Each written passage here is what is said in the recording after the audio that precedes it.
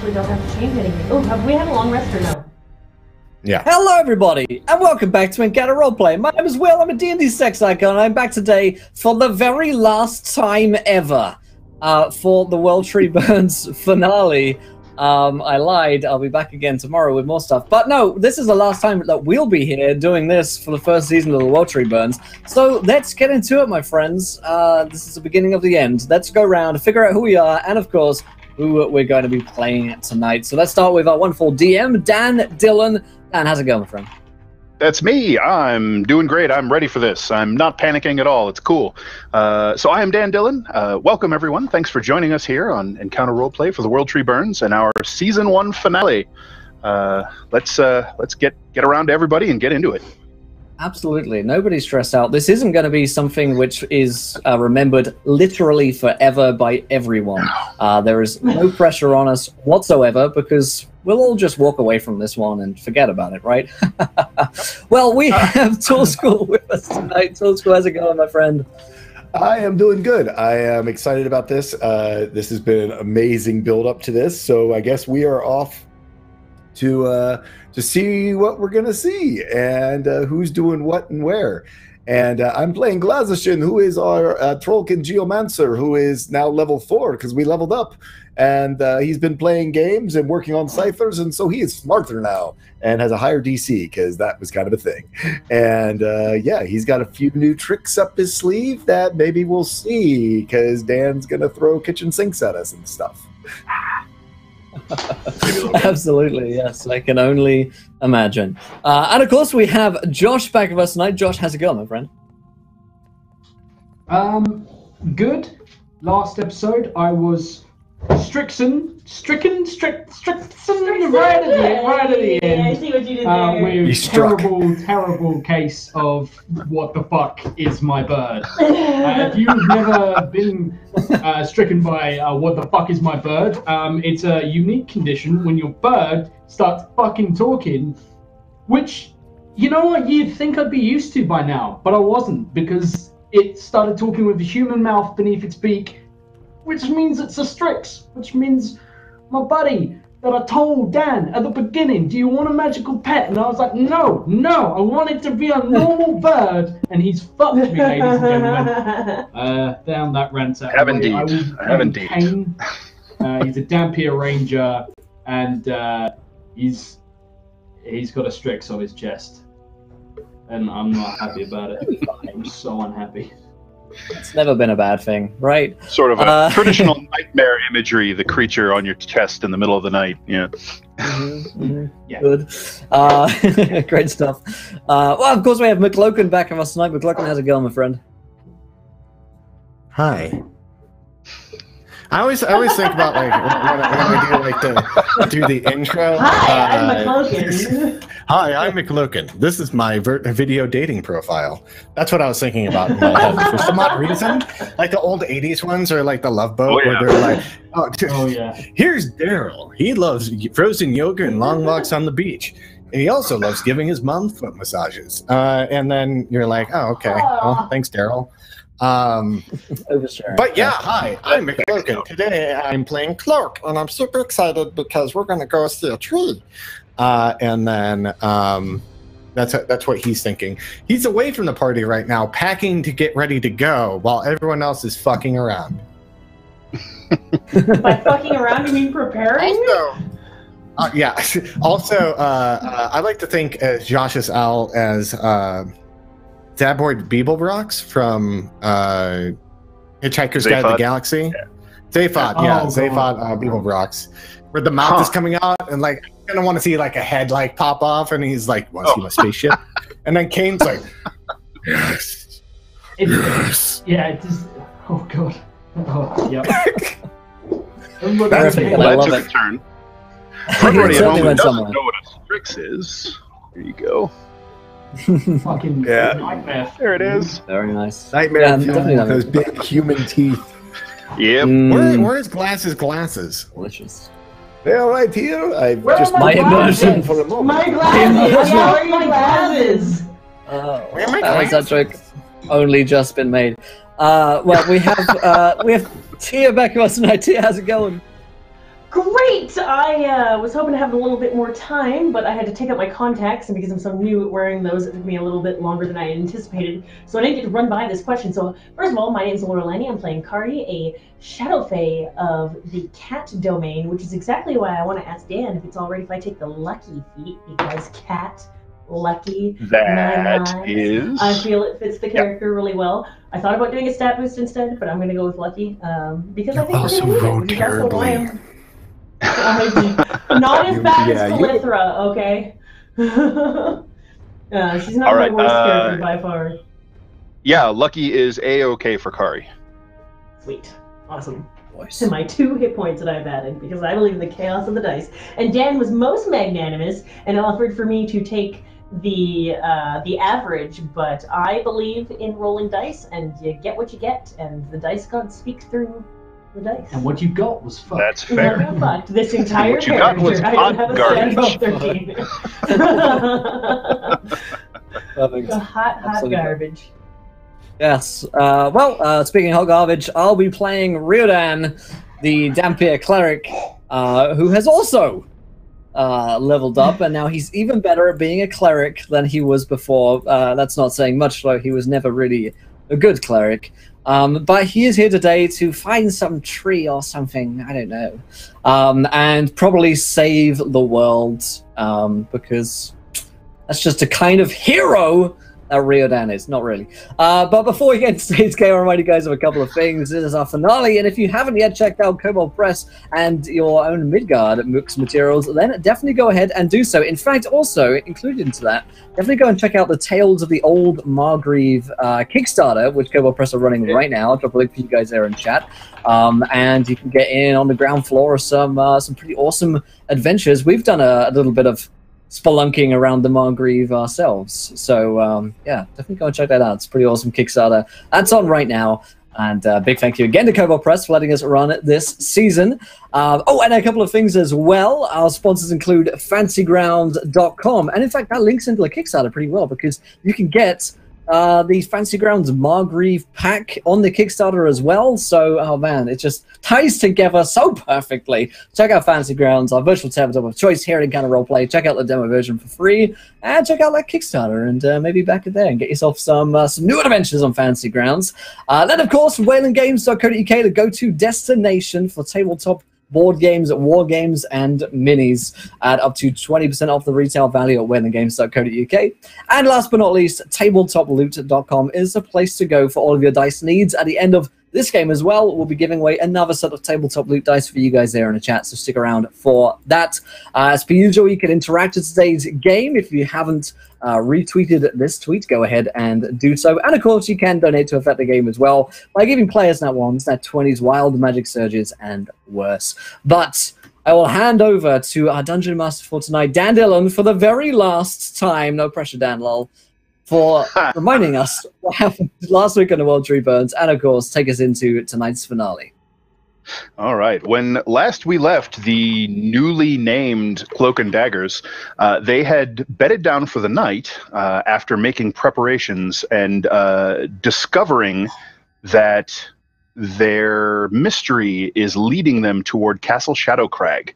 Castle Shadowcrag is the ancient home of the Strauss family, a noble family that once controlled the city of Zobek and all of the surrounding territory until 90 years ago or so. They were overthrown and their tyrannical power was broken. Castle Shadowcrag now stands as a dilapidated ruin with only a few strange holdouts that still remain there. In the course of their investigations, our heroes realized that there were disruptions of the natural flows of magic that pass through and over the surface of Midgard called ley lines. These ley lines also often host what are known as shadow roads, these extraplanar portals that allow one to travel swiftly through the shadow realm from one place to another, allowing travel of hundreds or thousands of miles in hours or days. There is a great deal of interest in discovering why this ley line is disrupted, why the Shadow Road is not functioning, and why the Shadow Fae are unable to use it to pass between their home and to the lighted surface of Midgard, where our heroes currently reside. Kane had discovered some caravans that they can use to get close to Castle Shadowcrag without attracting any undue attention.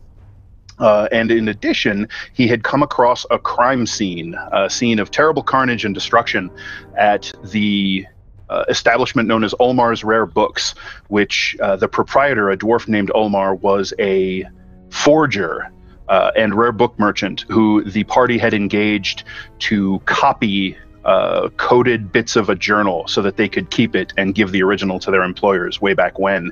That dwarf was slain by something god-awful, something terrible. And apparently the safe where he had made his own copy of that journal was broken open with little bits of the journal left behind as evidence.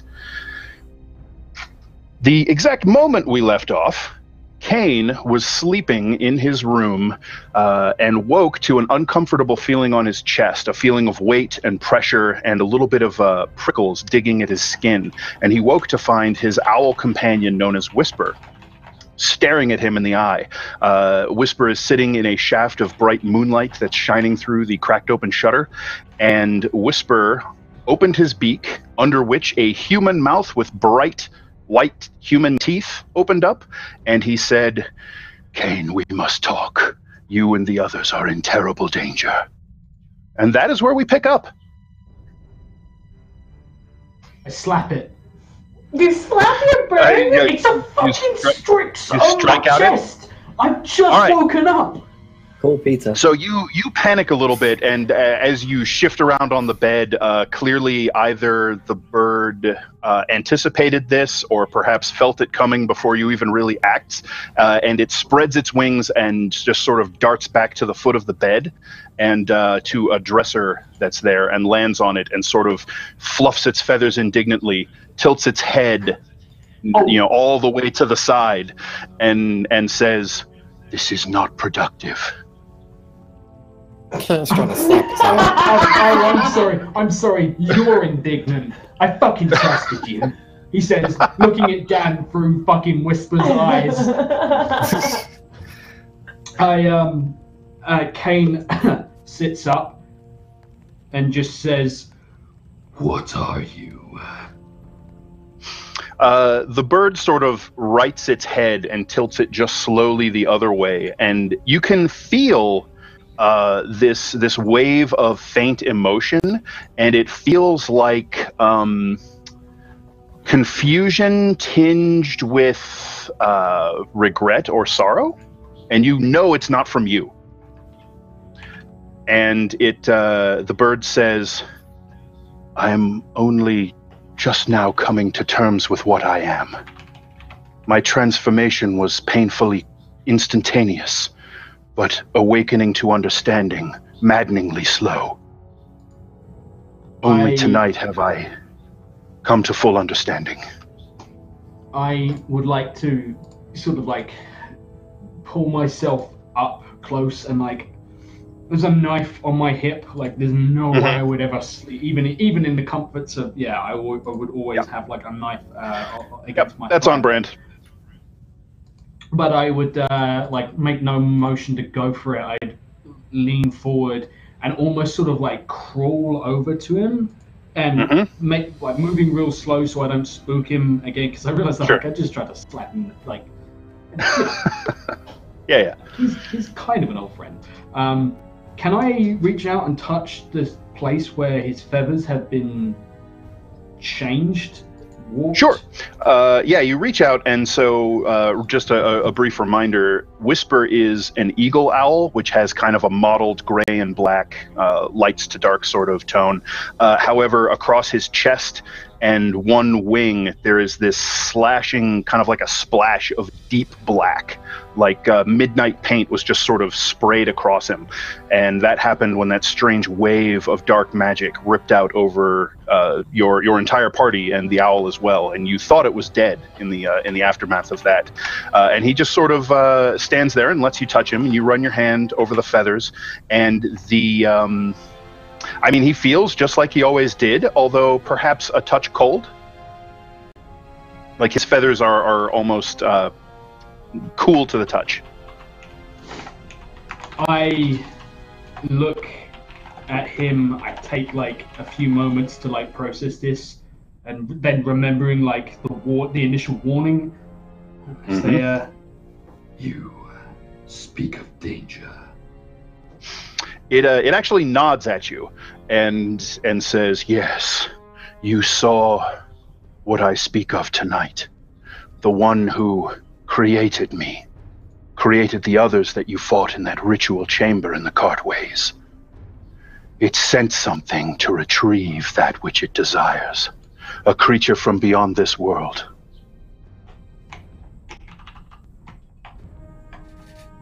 The thing that destroyed the bookstore, killed the forger. It is looking for every copy of the journal. Glass and Cloak are in danger." like up straight away, like the second he mentions Glass, like I'm on my feet, slipping my boots on, like throw on my armor as quick as I can. I think it takes like a minute or two because it's just leather. So It's just, it's light armor, right? Yeah. And as I'm getting myself sort of like all my gear on quickly, we're all in the same place, right? 3 of you are in the same place. I believe 3 of you are staying in the Silk Scabbard, and Cloak and Glaz are in their own flat, which is not too terribly far away, but it is a distance. Okay. I will I'll finish adorning my clothing, and I will I'll go to rush out the door and then pause for a moment, and I'll hold out my arm. He immediately flies right over to it. And I look at him for a moment and I just say, "Perhaps leave the talking to me." And there's almost humor in that. Like he almost it grins at you with this gleaming white smile from under its beak that just sort of shines in the moonlight, and then the mouth closes and it looks for all the world like a normal owl.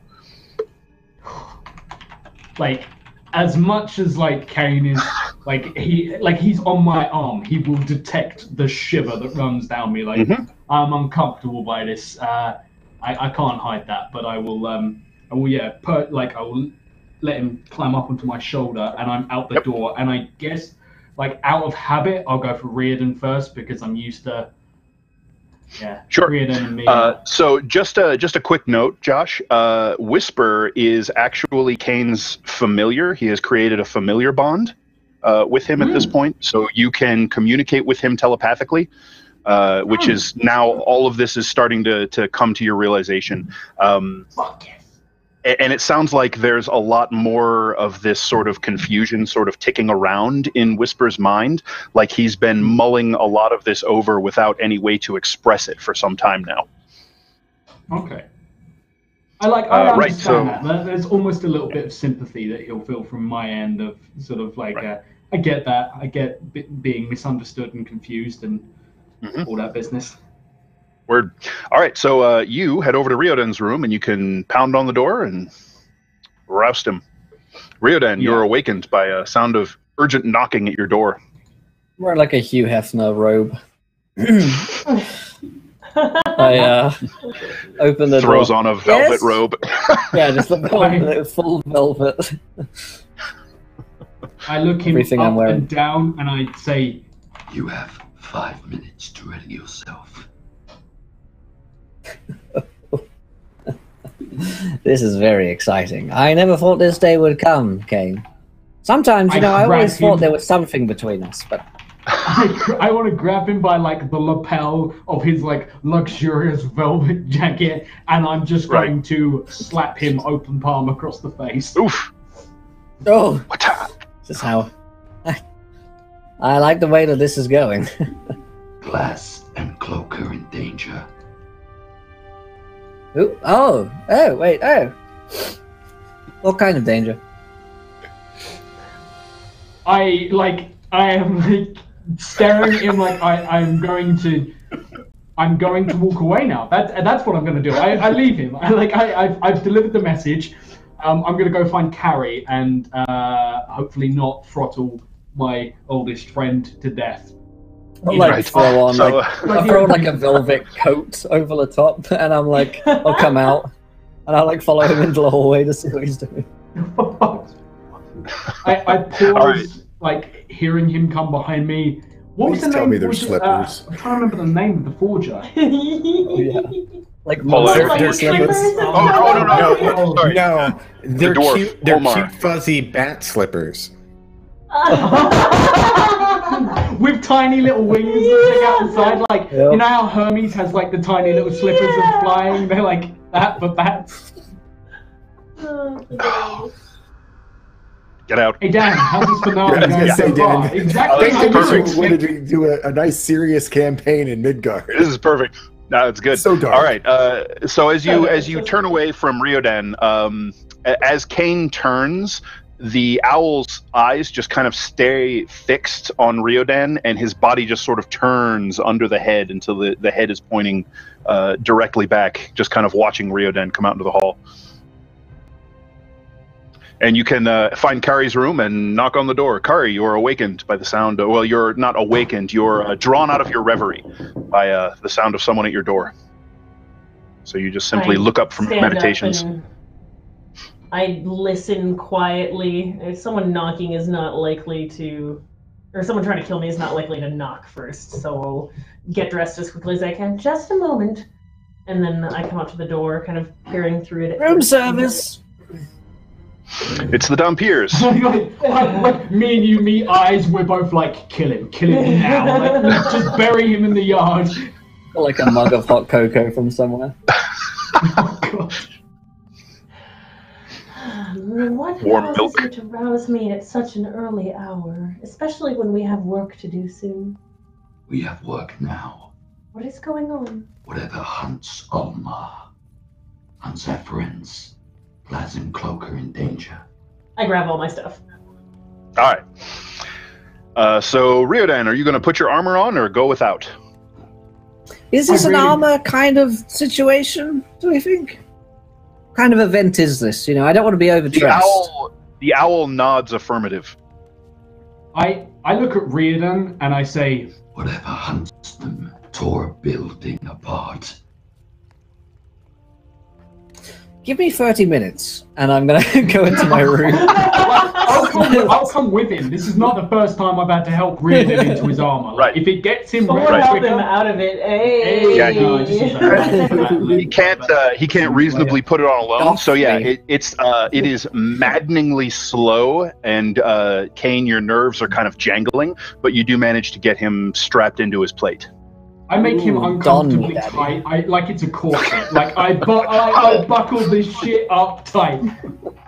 It's just Well, it's a little there. uncomfortable. Like, He's crucified. It's a little, Can I uh, also it's a- assist him in donning his armor? No, you may. It won't speed it up at all. He's got like But- a whole but, yeah. like. I imagine him just holding his hands He's up and wearing, like like- dress me. He's wearing like a Hugh Hefner robe, but now like the armor is a 7. He's basically Tony Starking, but we're like the robot, like Exactly. clamping Yeah. bits of armor. I'm having the most like Theoden, who am I gambling moment right now. Exactly. Except he's sipping coffee between his dark musings. sipping cocoa. What am All I right. gambling? When? So am I you guys, gambling? you guys get Riodan all strapped into his kit and ready to go, and you guys head out of the brothel and onto the street, and sort of following Kane, move at double time down the darkened city street towards the Collegium district. As you go, there's this feeling in the air of just a kind of a chill, and more beyond this is the small hours of a spring morning. There's just something uneasy just in the ambiance as you go, and as you run along the cobblestones, you see the house that the halfling landlady lives in, with the little kind of adjoined apartment shack in the back of it where Glaz and Cloak live. What time is it currently? Oh, it's probably 3:30 in the morning. Glaz is snoring I'm trying to loudly. think. I think either Cloak is waking up or he's been up and he's outside with, because he left early from everyone. He did. So he'd be outside with Puff Puff, teaching him a trick. As you see, like a potion strapped to the side of him, and he's teaching him how to drink a potion just in case he needs to. So he bought a potion. All right, so you for have Puff Puff. you've kind of rigged up a like a collar with a potion on it for Puff Puff, so she can kind of get at it. Oh, cool. All right, yeah, that's good. Okay, so you're sort of surprised to hear the clattering and clanking of armor, and you look over and you see your three friends from the Silk Scabbard huffing and puffing and double timing their way up the street toward you. How drunk are they? At a glance, they appear to be, no drunker than Riodan on any given night. At any given time. I mean, that's not. I'm just gonna quietly sit there. Normal Riodan, not upset Riodan. I'm just gonna sit there with like Puff Puff and kind of like watch them as they walk up, confused. And are they like rushing up to me? Oh yeah. I think it probably looks that way until I rush past you because I'm just like is Glaz okay? Like I probably actually say that like is Glaz okay? I feel like I rush on past. I like look through the window, see Glaz snoring, and I was like, yeah. What? Why? All right, Kane, you burst into the house through the small kitchen and to Glaz's room, and you can hear him snoring long before you see him. Yeah. Unfortunately, it's time for us to awaken. This one seems I'm to be... awake. You guys have not explained. What is something going on? What? He says that you and Glaz are in danger from what we are hunting. I'm inclined to believe him, as he does not talk very often. Wait. Yes. Okay. Glaz didn't say much. He was like, oh. Yeah, Kane, you can just kind of head right into Glaz's room and shake him awake. I go in, and before I do, I check like under his bed and like around the room. Like I sweep his room before I even rouse him. Okay, it's very small. It's very sparsely appointed, I would think. There's really not enough room for much in the way of furniture or decoration. It's very simple. So you're able to check, the corners under the bed, behind the dresser, that sort of thing, and everything appears to be in order.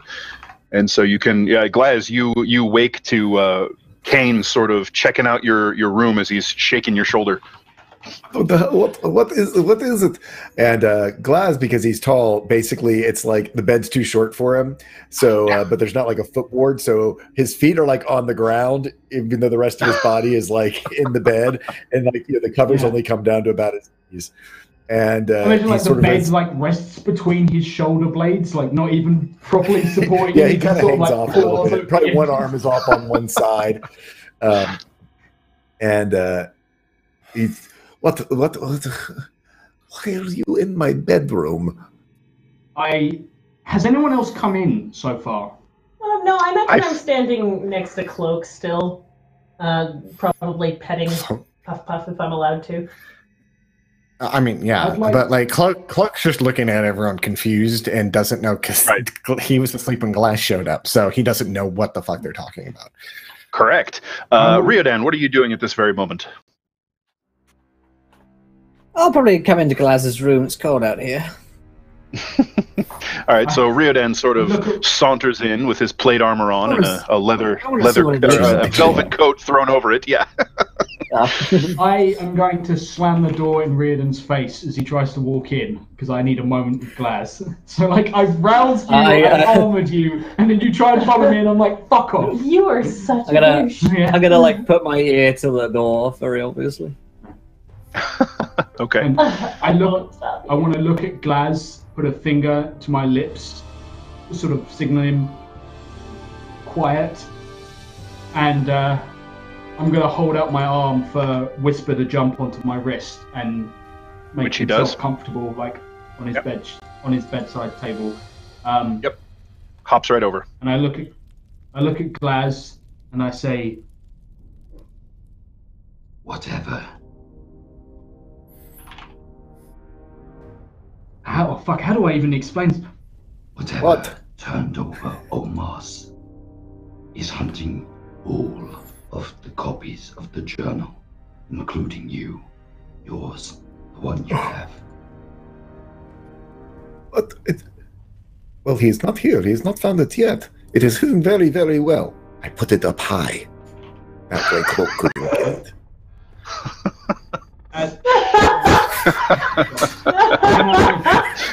I look at there's genuine sadness in my heart, and I think of like how many homes I probably had to break into to find where their owners. It's like it's already gone. It's. I like to think of it like Cloak's like looking under stuff, and it's like above him, and he's like, "What was that?" All right. So basically, what you're saying is you put it out of reach of Cloak, and for me, that like, okay, yeah, that's understandable.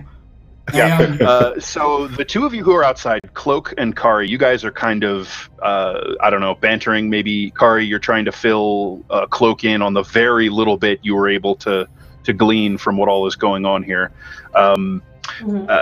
As you're doing that, both of you kind of stop as this prickling sort of unease runs over your skin, and you can feel your skin break out into goosebumps. And you don't hear or see anything, at least at first, but there's this just feeling of slowly growing dread that washes over you. And then you can see one of the street lamps out on the road. One of the it's actually like a continual flame, a magical street lamp.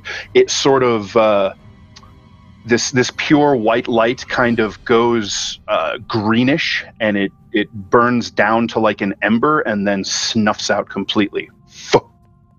And as you watch, this just kind of, where there was once light pooled at the base of this thing, there's now this great smear of darkness and shadow, and your eyes kind of play tricks on you, and you have to kind of blink and focus, but it looks like that darkness is rolling forward along now the grass off of the street towards you.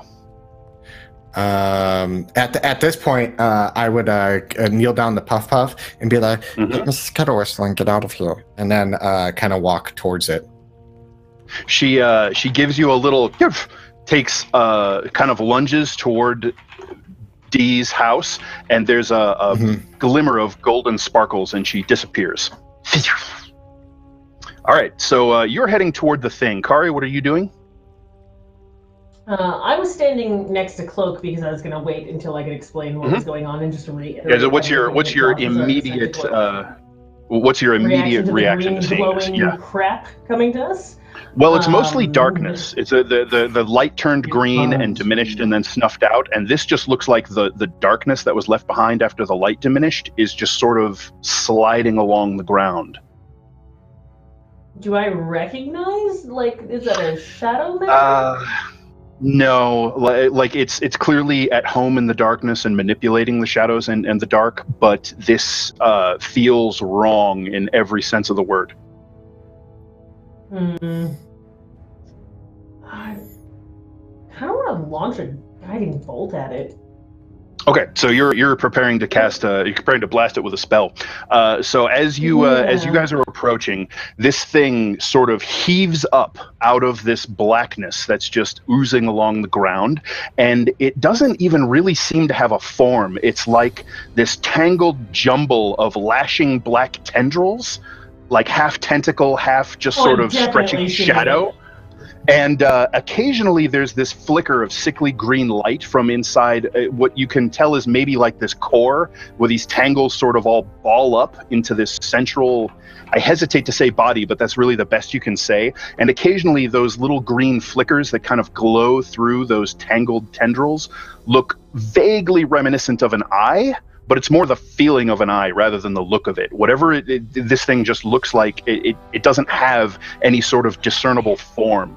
And as it bursts up out of the ground, you can see that the grass of the lawn is dying and turning black and just kind of spreading. That blight is spreading towards you. It as it does, it sort of spins around, and 4 of those lashing tendrils strike out and slice into the wall and the closed window of Glaz and Cloak's flat.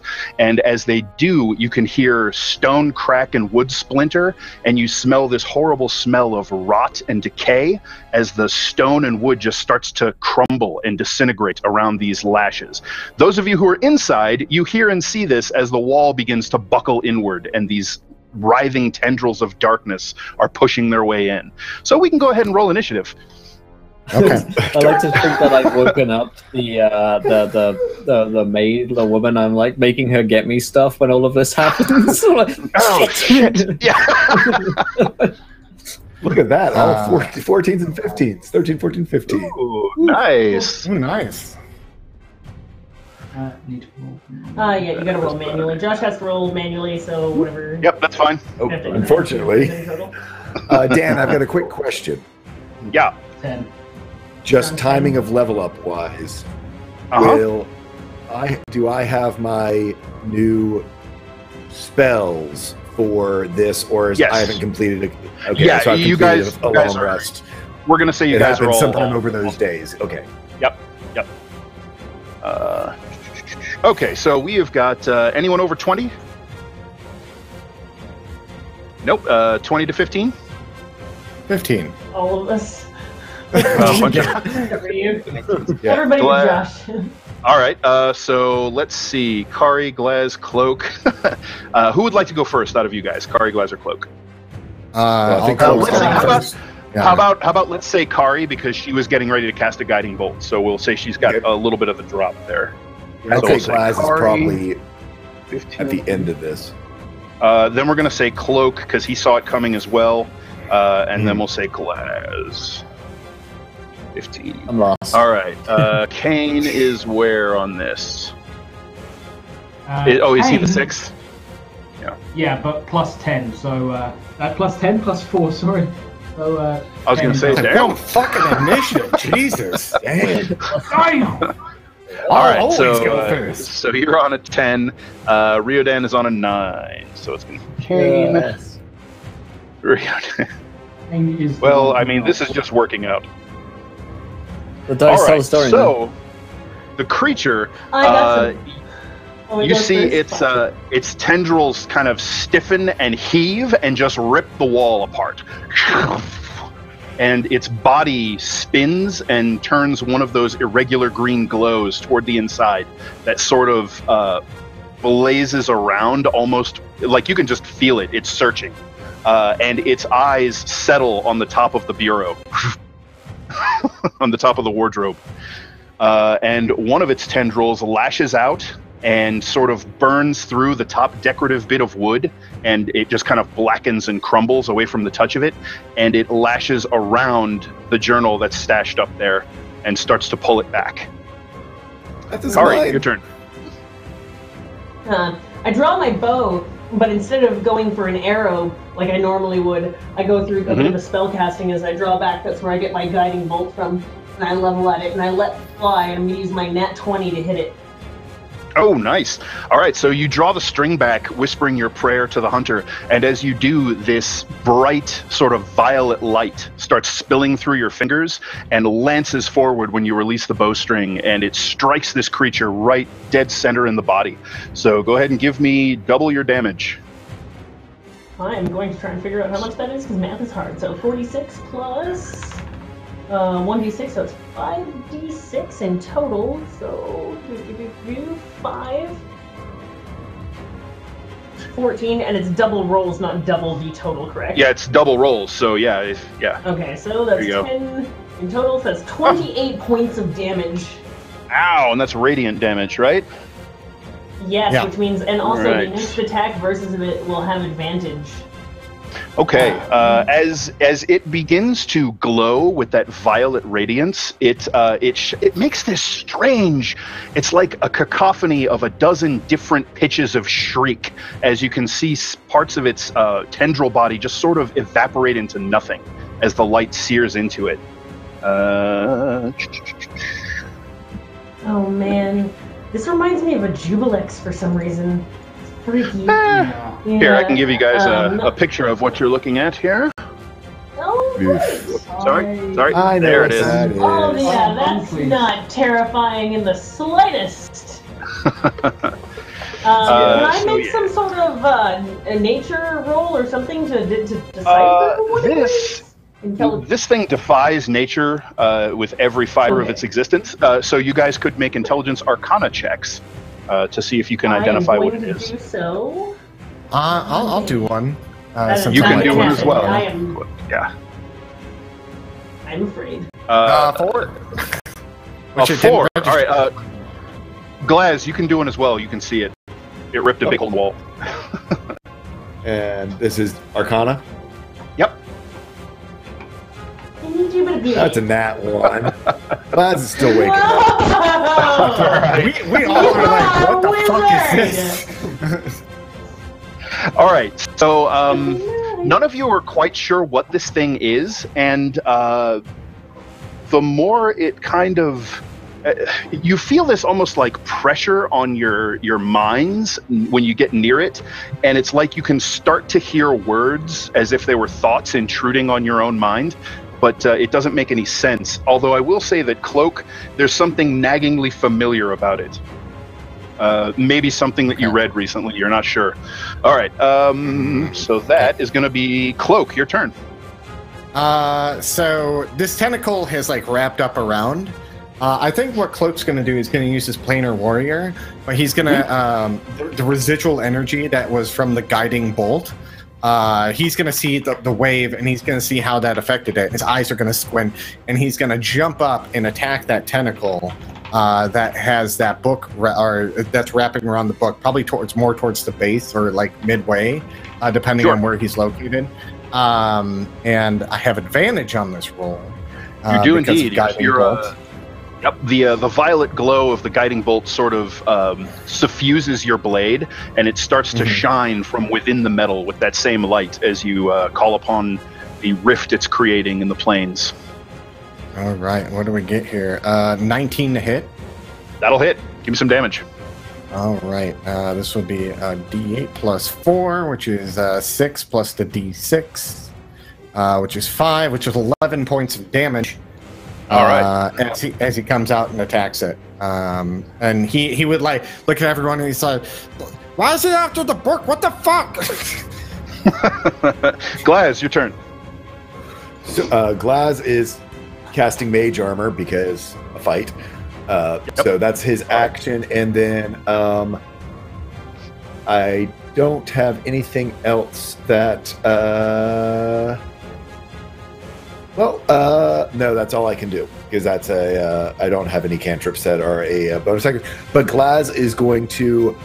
Is the creature blocking me from the door of the room? No, it's actually coming through the wall. So the door is on the other side. I just didn't know if it was between me and the door. So Glaz is Opposite. going to try to get some distance between himself and this. So seeing it come through the wall, he wants to get outside so he can do some things from the exterior of this.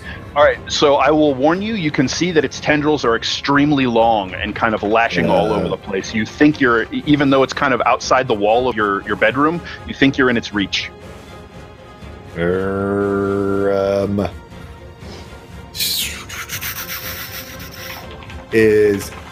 here's a question.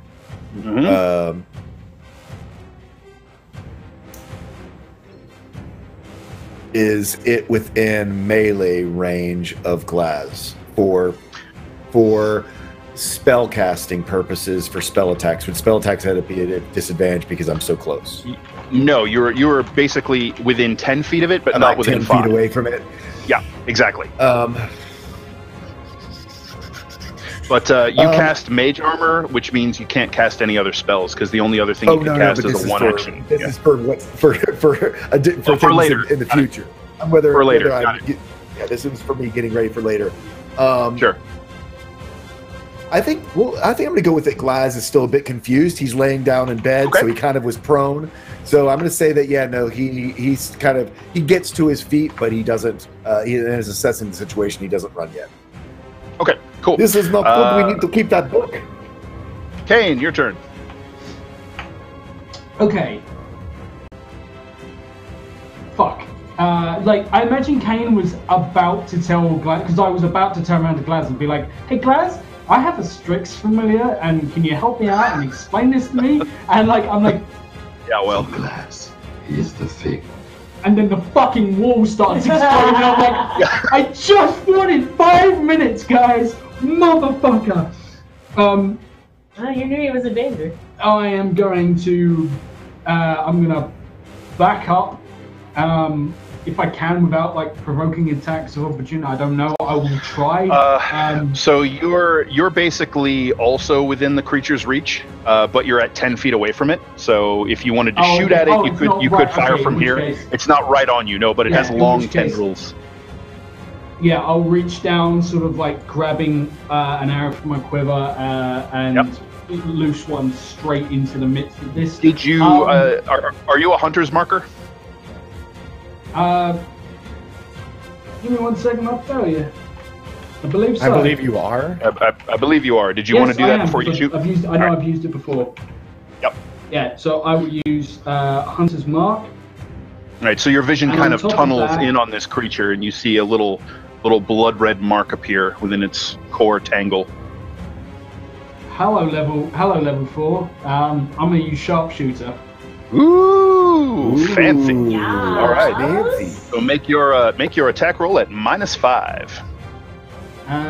Okay, hang on. As you're doing this, Whisper kind of launches into the air, dive bombs right at that sort of glowing central eye spot at this thing, and sort of like extends his talons and rakes at the thing's eye, which then sort of closes and then opens on the other side, pointing out into the yard toward Kari and Cloak. And as he does, he swoops by, just kind of ducks and weaves through these tendrils and then out into the night sky using his flyby to provoke no opportunity attack. So he has used the help action. He just used the help action, so you have advantage on this attack. Okay. Sorry, let me just check what I'm shooting at. So, a total of... That's a +3 to this. Okay. Okay. Advantage. All right. At advantage. 16 plus 3, 19 yeah. total. That hits. Give me some damage. Okay. My damage will be... Go birdie, go birdie, Please, go birdie, please do go. well. 4 plus 14. So 18 damage. So that's 18 and D6 for your hunter's mark. And, yeah. 6. Yes! Damn. Nice roll. So, all right. 4. Ow. All right. So the arrow Ow! Get it? spins Ow. straight for, heads straight for that phantom blood mark that you've placed onto it. It rips into its body and it lets out this horrible screaming cry, and the voices that rip through your head are once again in that terrible void speech. So you can feel your head start to pound and like blood trickling out of your nose, and it looks like it is grievously wounded by that shot. Okay. I think that is my turn. However, I don't know if I need to make you aware of this. And I'm sure you've noted it down, but I have what I've noted down on my character sheet as avoided taint. I don't think that's how I think I meant to write void taint. Yes, you have one. You have 1 point of void taint. That is not coming into play here at the moment. Okay. All right. So that my was turn. Kane. Riodan, that's you. You can kind of like turn and kind of see out the window, just like a quarter of all the craziness that's happening outside. I like, bloody hell, and I stand up and I would like to do the thing that I do best, and I only wish I had rolled better on initiative for. First of all, I'm gonna draw out my sanguine lash, but then I'm gonna cast blessings of Marina upon you all. Yes! And Who's getting I will, blessed? Bless you, senpai. Blessed doesn't Last is sound, gonna get does it? blessed, Carrie's gonna get blessed, and Kane's gonna get blessed. Actually, no, not Kane. He shut the door in my face. Cloak is getting blessed. That's fair enough. All right. Fair, totally fair. So those of you who are blessed, remember to add your D4 to attack rolls and saving throws. All right. The Voidling. All right. So it is going to. So its tendrils all sort of writhe back in toward the body, and it spins quickly, and you can feel that terrible pressure in your head build as you could feel almost like gravity sucking toward this thing, and then rips outward in this wave of distortion. It bends light. It makes it look like the walls are rippling outward like a lens, and you can just see crumbling and disintegrating in the wake of this wave as it rips out. So I need everybody to go ahead and make a Constitution saving throw, please. Okay. Got this. Okay, that's an 18. I'm hoping that is okay. Just roll like absolute dog shit. In this I have a 19 with blessing included into it. Get your shit together! Laz ain't got none of this Lucky shit for other together. people. Yeah, remember to add your D4 if you need to. So I don't anyone think it's who going to meets... matter. Oh, probably not. Alright, buddy. The DC that you're looking for is 17. No. Wow. No? All right. I got So 19. anyone... I got 19. Ooh, good, I good. got 19. I So think Kari saved. Yeah. anyone who fails takes 30 points of necrotic damage. Anyone who passed takes 15. Shit snacks! 30? 30! 30. 3-0. 3-0 can I- if you fail. Can Are you I? dead? I'm out, Can I guys. do a? See you later. Can I do a reaction to do my absorb elements? Yes, if necrotic is a viable target for that, then yes. I don't That think is a it- great question. I think think it is. I don't think so. Kane, are you out? I came. Is insta-killed, right? No, I'm not. I will go. I'm not going to. No. She drops me. There's no Oh, way. no, never mind. Now, acid, Yeah, I don't cold, think- fire, That lightning, really thunder. would- That's the first time I've had this spell, so I was like, Yeah, can yeah, I yeah, use yeah. it? Sorry, no. All right, Or so use the thing. Oh wait. what are Kane's total hit points at level 4, by the way? 27. Oh, wow. Why do you All right. suck? Did you roll your? I have You're level 16! Don't even at me! That's fucking scary! Yeah, You yeah, go 16 is rough. Yeah, I Um, fucking shit. I'm fine. How does Glass have more hit points than you guys?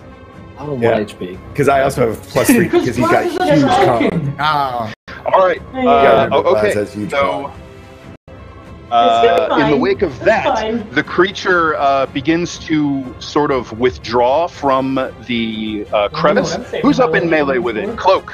Cloak, you get an opportunity attack against it. It's flying away from you. okay. I'm totally going to do this.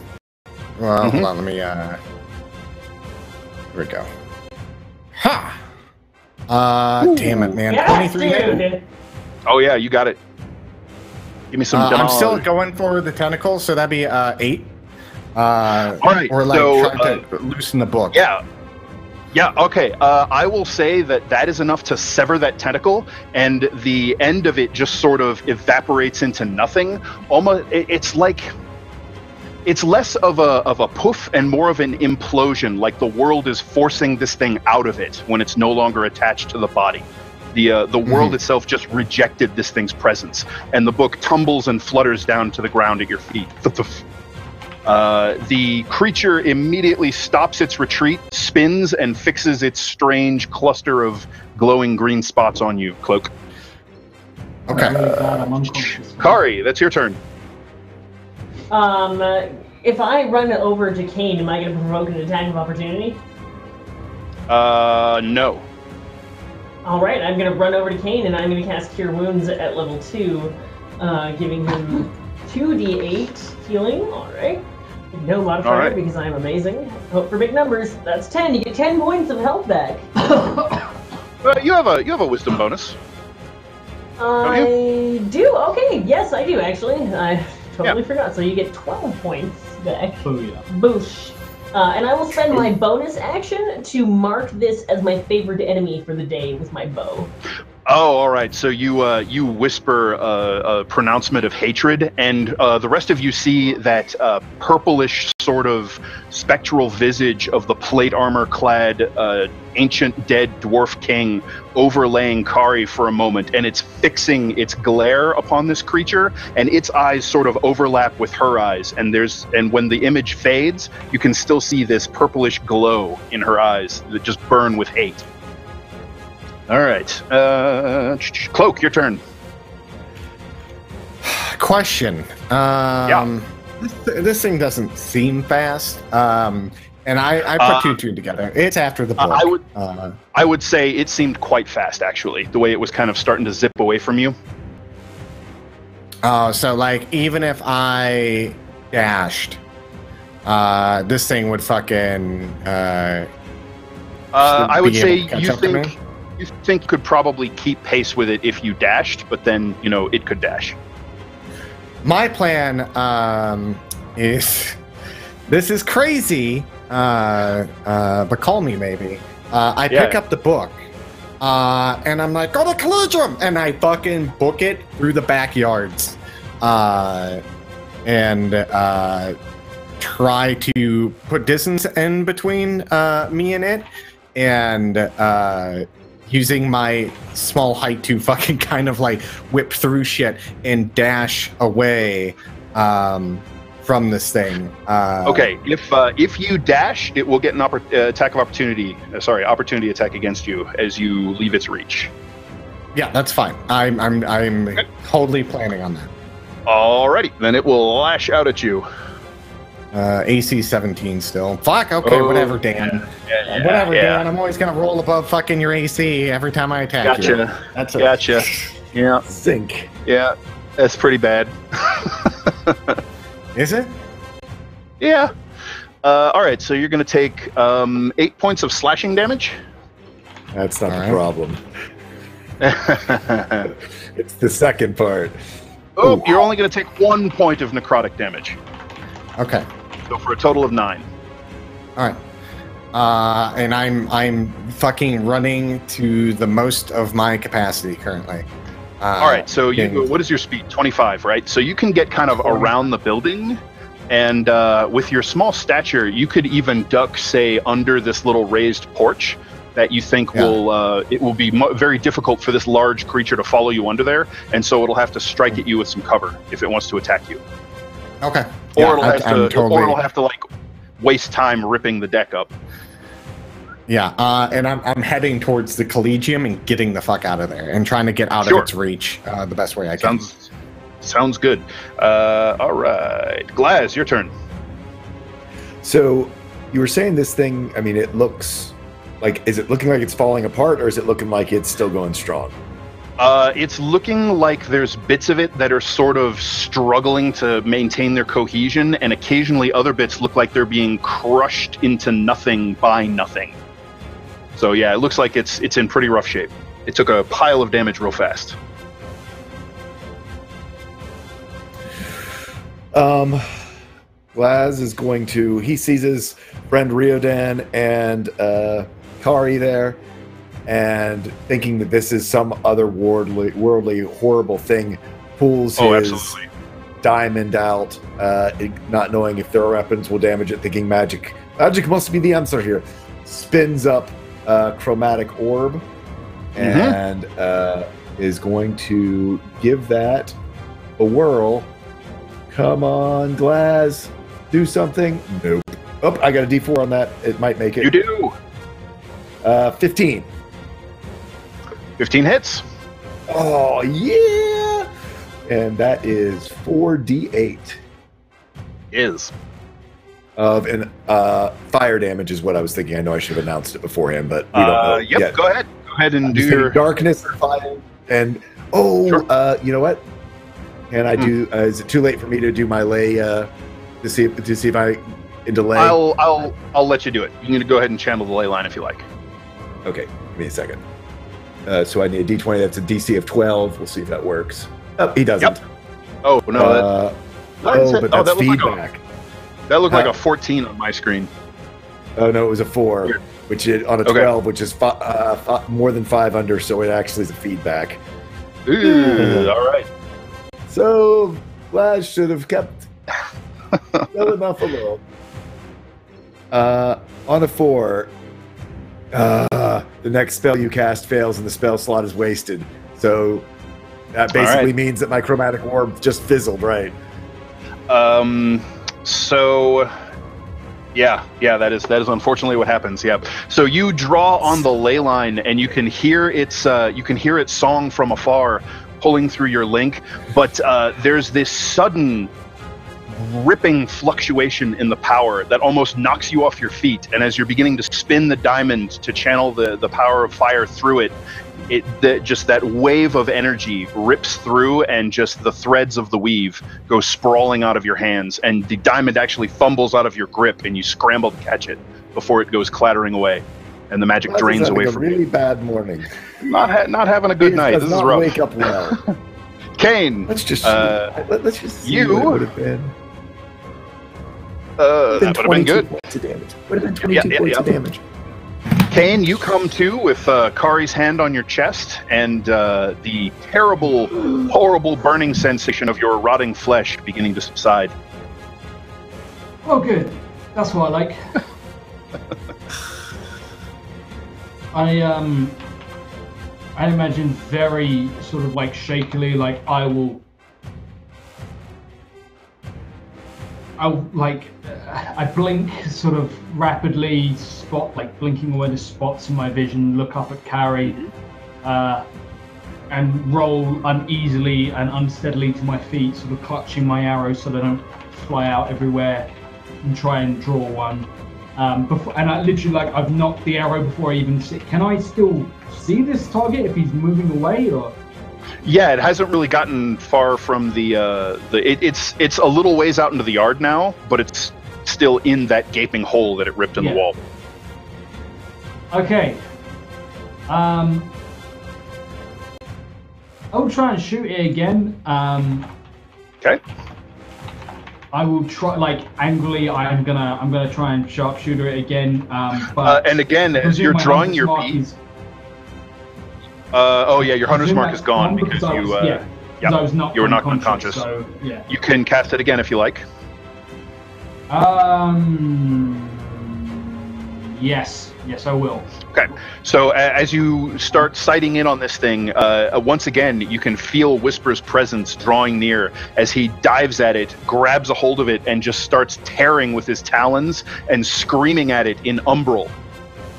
And then sort of weaves through its tendrils again and just harasses it. So once again, he's giving you help. Interesting. Thank you. I will make the most of it. Not much with it, I presume. That's +4, so 10. 10. All right, so the arrow just kind of gets caught in those writhing tendrils that are its core and snapped in half.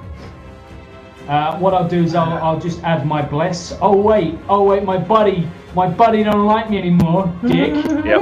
Looking at you, fucking Riordan. You will Speaking have of this Riordan, now. it's your entirely turn. my fault. Oh, what can I say? So Kane's not looking so good, right? He's looking sort of in pain. Pretty bad. A little better now than he was. But Pain. still rough. Glaz looks really bad. Cane in Yeah. the pain. Cane in the pain. Yeah. Okay. Glaz was going to do something So- heroic and totally failed. Yeah, no, in that case, Yeah. I will. Right. It'll be fine. He's shooting shade my way anyway. So, and Riordan is nothing if not a mean girl. So, I'm going to run over towards Glaz and cast Cure Wounds on him, which will heal you for 6 points of health, which maybe does something. Yeah, that helps. Feel better! Hey, it tripled my health. There we go. And I like stick my Are tongue you out cast at on Kane. Glass or Kane? Glaz. Glaz. Glaz. Oh. All right. Glaz was at 3. All right. This creature is going to turn and dart away from you all, following Cloak around the front of the house. As it does, let's see, I don't think anybody who would be close enough to it. Glaz, you're a little ways back. Riordan, I think you're or nope, because it moved away. So nobody I was is in a by the position to. window. Right. I thought I Kari was was by next the to window. If that me. makes any difference. I was, and then I went to He the went window, in- seeing the darkness, Oh. and then I leaned out, Well- and then I shot my guiding bolt. So if I'm in the area, More then- to the point. More to the point, she went inside to heal Kane. All right, so the creature just sort of it moves. It's less like it flies and more like it just sort of is pushed through space somehow. It's very mind-bending watching it move, and it slips around the corner and is chasing after Cloak, who didn't take any sort of hide. So it's going to lash out at you with some of its tendrils. What's your I armor have class? cover. You're So actually going to 19 have currently. you're going to have 3/4 cover, so I think that pushes you up to a 22. 22. Yeah, okay. I'm at 22 then. You're the DM. I mean, I'm not going to complain about that. I missed the box, but that is 3 misses thanks to the cover. One tendril hits you. God. That's not much. 5. So that's a total of 11 Okay. Come on. Okay. between slashing and necrotic. So one of the tendrils lances out, cuts through the support of the deck, and slices deep into your leg. 20 wounds and I'm not bloody. Thank you, Tough. Ooh, thank you, tough. All right. How's Puff doing? Puff Puff was Puff getting Puff D got- out of the. Puff Puff went to get D Kettle Whistle out of the house. Aw. So what I that told is her to Kari. do. Kari, it's your turn. I am going to. How far away is Glaz from me? No, I'm still next to Kane, and he still needs healing. Glaz is like okay. 5 feet away from you. Yeah. Oh, good. Oh, if he's that close, Yeah, you guys are all clumped up in the remains of Glaz's bedroom at the moment. All right, I'm going to cast Cure Wounds at level 2 on my dear friend Glaz. So that's 1, that's 2, that is 9, 11 points of healing to you, friend. Ooh, thank you. Very good, very good. You are welcome. And that will be my. Actually, he's up and about. Is the thing like kind of absconding down the street now? Is it running? It's gone around the corner of the house. Okay, I'm gonna chase after it with my movement. Okay, you have plenty of movement to get around the corner. You can see that the creature has gone around the front of the house where there's sort of a raised porch, and it is up against it and lashing its tendrils under the porch. And you can see Cloak sort of whipping his red cloak around, deflecting these rotting tendrils as they lash out at him. I'd like to spend my free action, if I have one, to scream for the town guard. Someone help us! Sure. As this has sure, been, you can do I that. mean, the building has been torn apart, but hopefully someone hears that. You can see that there's another one of the street lamps nearby, and the creature is like...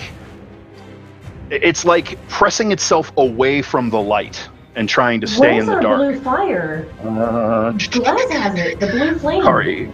Cloak. It's Cloak's turn.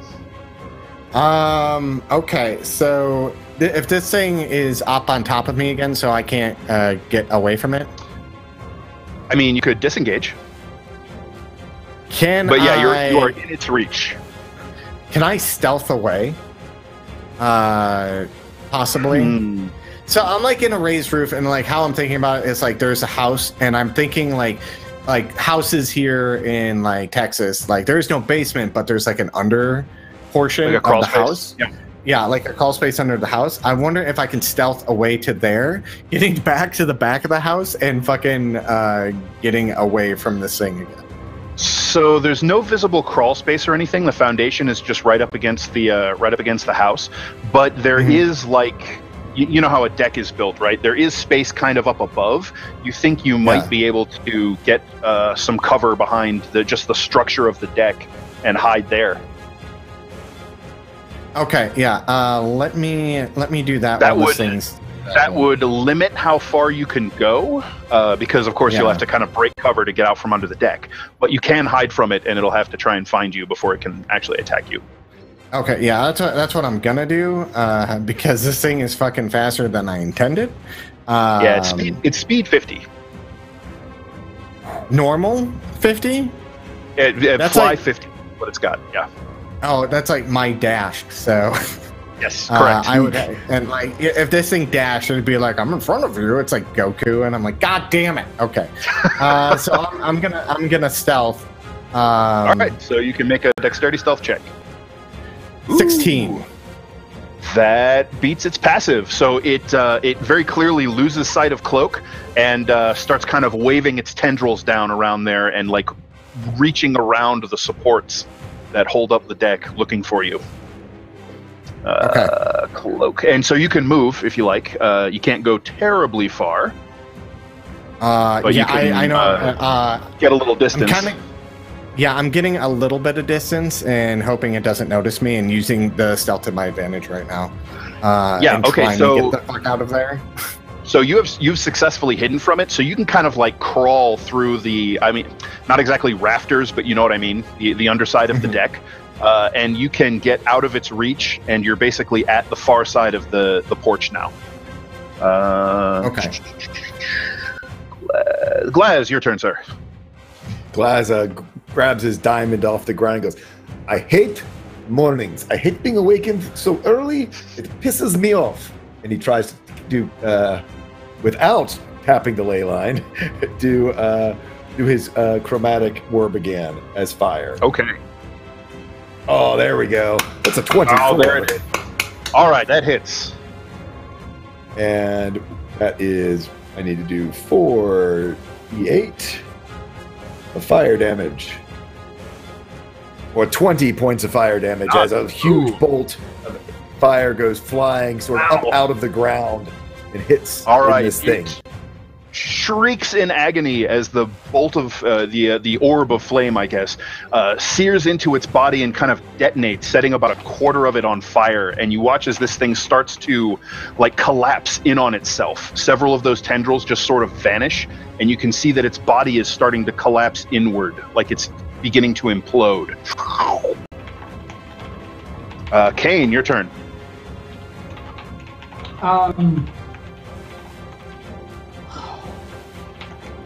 Fuck, we need to seriously hurt this thing, or it's gonna, like, I don't know how close it is. So I'm gonna risk it for a biscuit one more time, and I'm gonna try and fell this thing as it flies. All right. So, once again, as you move in to make your attack, Whisper darts in from the shadows above it, harrying and tearing at it, and giving you a perfect opening before the owl darts away without suffering an attack.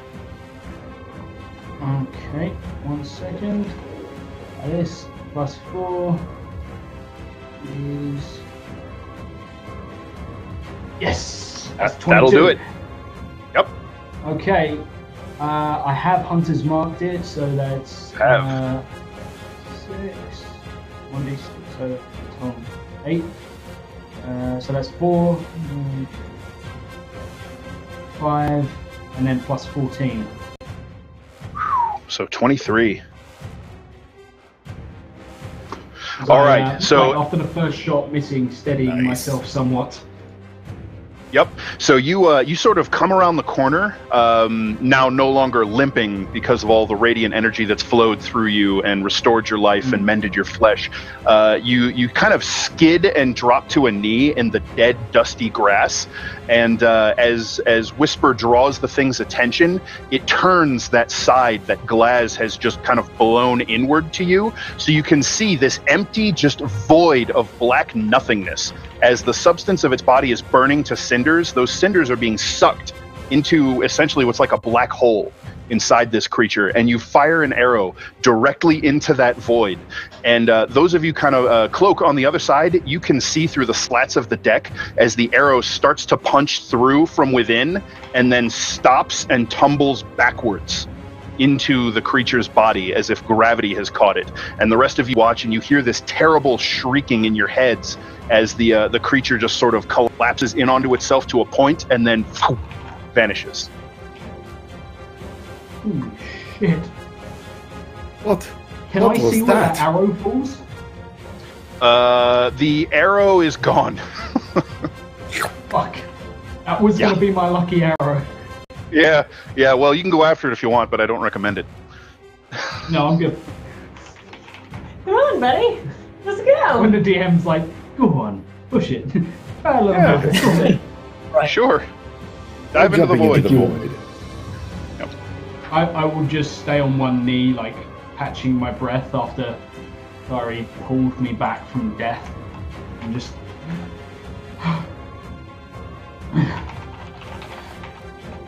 What the hell is that thing? Why did we come here for this? Why would we?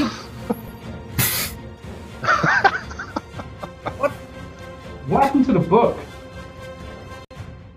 Yeah, did the book get hopefully it didn't dissolved? Do you not Touched remember it? what Cloak did? Cloak grabbed it and he's like, to the collegium, and then ran away, and the thing fucking started chasing him.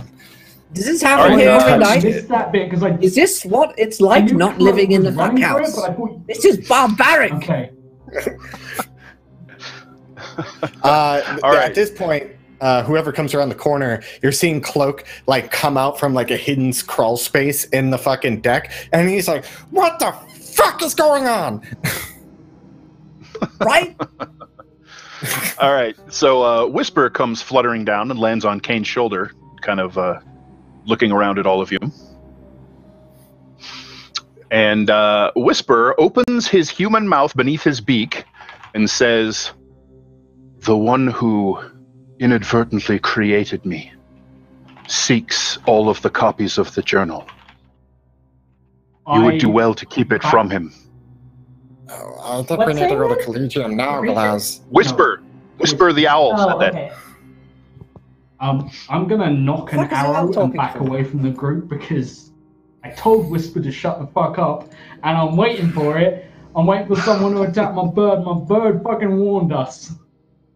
I look at your bird Okay. for a moment and kind of cock my head to the side. You know, Yeah, you I notice mean- Cloak doesn't pay any fucking mind to what that at all. He's like, "Oh, that's normal." So, and then he would just like whistle for Puff Puff. All right. So Yeah. Is the book dissolving, or is it? no, like it looks like the cover is maybe not fared the best. It's kind of got a blackened streak where the tendril grabbed it, but no, it doesn't look like it was destroyed. So, yes, the Collegium has the other copy. How's it? What's the Collegium true has copy? The Collegium has the original, yeah. Yeah, the original. So we need to get there and see if this thing attacked. Was it coming from the Collegium, Dan? Honestly, No. I don't think it got there yet, but we need to go wake We up should warn them. They have good defenses, but not only if they are awake. That could have killed us in our sleep. Could have. Could have. Whatever. Luckily, I don't set out playing games and drinking like the rest of you. So, but yeah, that thing fucking hurt. It hit me pretty hard, and like you see, like he's got like fucking like he like brings up his like shit, and like his armor has probably got like somewhat of a dent in it, and he's like, "That's all bruised under there. You guys can't see it right now, but holy fuck, that fucking hurt." I will I cast step in Cure front of Wounds on Cloak. myself, by the way. So I'm on 1 HP. I will step in front of Cloak as Cloak is like bitching about how he's been hurt with like a huge like welt across my, where like parts of my armor have probably entirely fucking rotted away straight across my chest like a sash, and I just give him a "don't fucking talk to me How's- about hurt" look. How's Glass Learn looking? how to take a hit. Glass is actually looking okay. She'll cock her after head the again, looking over at Cloak. You're okay after the two? after the 2 heals, yeah, I'm at 20. I mean, I'm All right. I'm Okay. a little bit above Yeah, half. looking at Cloak, who has literally died twice this campaign. Yeah. This kind of, how are you doing? Are you still fucked up? I'm on 10 hit points, so I've Okay, been I'll better walk at over- 27. I'll so- walk over to you and Oh, cast Cure Wounds at level Before 2. we run down there, we can take a breath before we use all of our. What if we need those? Glass is like, I have 4 spells remaining, don't worry. All right. So Whisper looks at you all and says, "I don't fully understand what's happening to me, but I have been able to glean some things from the one who created me. He is almost finished with his preparations. You must stop him before he finishes, at the tree. So we were headed the right way. That is very. And I look to Kane. That is very weird. But hey, good for you, Mr. Whisper. Can I call you Mr. Whisper, or do you prefer just Whisper? How would you like to be addressed? He just kind of tilts his head and says, "Whatever makes you feel more comfortable." So, Mr. Whisper, if you God. Oh my God, Stas, I love you so much. For like he a is up at the split tree. second, like I was actually. Go on. Oh, he is at the tree. We need to get to the tree as quickly as possible. Is that what you were telling us? Yes. At the Black Oak Bailey in Castle Shadowcrag. Okay, how much time do we have? Right. His preparations near completion. We have passage Is on it the even caravan. worth going? You know, I don't know. Should we? I don't know how long it will take, but whatever he is attempting is very difficult. It will take time and all his effort. Can I roll Arcana again to kind of figure out? I imagine that thing is a void creature, and I kind of want to see if the cloak can figure that out. So given a little time to sort of confer about it, and the fact that you just read some books on creatures of the void speech, and like the rudiments of void magic that aren't locked away, you guys could puzzle out that this was a creature called a voidling, although you suspect it was either weakened or perhaps a diminished form of them, because what you read of them, you probably wouldn't have survived that encounter if it were a full-strength void. Dan, that thing was kind of a pushover, a bit of a little bitch, to be honest. Like, it didn't really do much at all. Like, fucking shut up.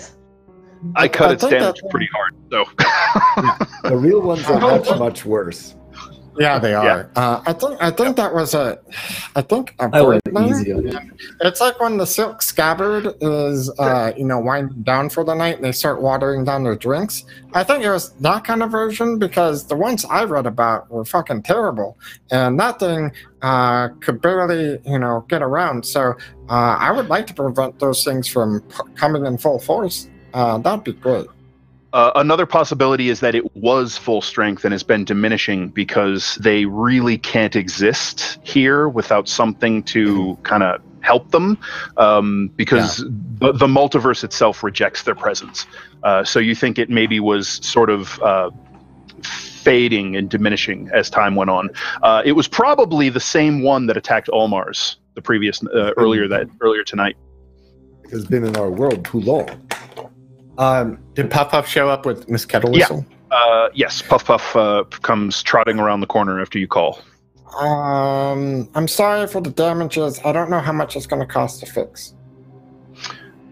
I would say it's just Puff Puff. It looks like Miss Kettle Whistle hasn't come. Okay. And Puff Puff looks at you and just kind of comes up and licks your hand. Okay. Can I assess how much these damages are? I mean, the wall is pretty effed up. It doesn't look like the actual load-bearing structure of the house was damaged, so that's fine. It won't be a terrible chore to fix. Just cost some money and some time. How much money do you think? A few gold would probably cover it. But 1 platinum? Oh, definitely. Okay, I'll leave her 1. That's 10 gold, so. Yep, that'll cover it. Yeah. So I leave 1 platinum and I write her a note, just saying, "Hey, sorry, Glaz and I, we don't know what happened. We're gonna go on an adventure and we'll be back. Here's money for the damages." Kane told us about the arrangements he had made, correct? No, I haven't had a chance. Okay, so then never mind. I haven't had a chance to tell you. No. I'm sure you did. Like, you guys, after you went to the Rare Books place, you all kind of broke for the evening. So the only one who wasn't there was Cloak. With you. Yeah. You were able to pass. you were able to pass that along to everyone, and then even Glaz could have passed it along to Cloak at home. So. Well, Cloak was asleep. I would have told you guys. Oh, maybe never when we're traveling to. That's why Cloak is like confused on what the fuck is going on right now. He's just like, what the fuck? Tentacle monster showing up from the void. Fucking goddamn it! Fucking have to hide under the fuck. I don't think we can get those Shadow Crag any faster than what you have arranged for us, Kane, which leaves at dawn, correct? Correct. Unless we acquire some horses that we can run directly there and not follow a slow caravan. The caravan is a safe option. But the Margreave, going through the Margreave, we could just as easily be waylaid or killed on the way. Potentially. Yeah. I mean, it's really faster if we end up dead or hurt. I mean, and there's a luxury element to consider, which I think is being overlooked. I think there's also a fact that if we can bring this in before, they are not very luxurious. I've been on a horse before. Yes, that I will agree with that. If we can get this to Collegium, maybe they can supply us with horses, and we can avoid maybe getting there quicker. I think is the better option than safety. Because if we take the safe route, we may be too late. How far out of the way is the mine from Shadowcrag? From Shadowcrag, it is we're doing 2 legs of a triangle instead of miles. It's about 6 hours, 5 or 6 hours from Shadowcrag. Is there a direct road from Old Road? I would assume that is it like the old Strauss family road that goes to Shadowcrag? You can go directly to Shadowcrag, yeah. But it goes through the Margreave. I mean, that whole area is kind of on the edge of the Margreave. Yeah, so. But there is a road, yeah.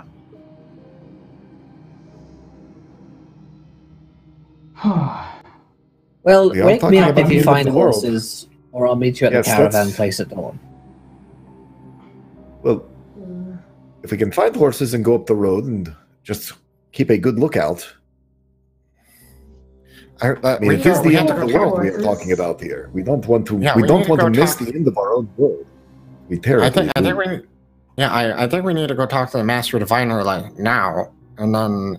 Yeah, can we be walking towards the Collegium while these discussions are happening, Dan? Yeah, sure. So you guys want to go and want to recruit us? Could we not borrow some horses from him? I mean, several of you have mounts. Rick. I have a Shadowvar, that is correct. Yeah, you have a Shadowvar. I can ride Puff Puff, actually. Yeah, but Puff Puff is actually... Oh, really? Oh, in which case... Yep. Yeah. Then sure can. You could probably aboard my Shadowvar. So we need one horse. We could pool or we need a mount. We need one mount, and then between reared in a donkey. We've got 3 mounts. Right. All right. Hold on. Yeah, before we get bogged down in horse logistics, what are you guys intending to do at horse logistics in my finale, Dan? Damn it! Yeah. We'll get there. We'll try to move it along. We're running. The sands of time run before us. If we need a horse, I'll buy a horse. I was going to say, I assume we can. So, what are you wanting to talk to at the Collegium? You're wanting to go talk to the Master Diviner. What do you want to do? Just check on, see if his copy, if the original of the journal is safe. I think just kind of warn them, right? Okay. Yeah, I mean, the Collegium is going to have people who can guard these things. We don't need to hang out. So we can just say. Yeah. Go ahead. Oh no! I say warn them. Explain to them what the fuck is going on in Shadowcrag, and see if they have any horses they can lend us, because we need 3. Well, I mean, gold wise, I assume we can rent 3 horses, or for. All right. Well, we're before we get into horses, you're going to talk to the Master Diviner. So you're just going to lay out what all's going on, check on the status of the original journal, and see what's what. All right, so we'll just kind of go through that quickly.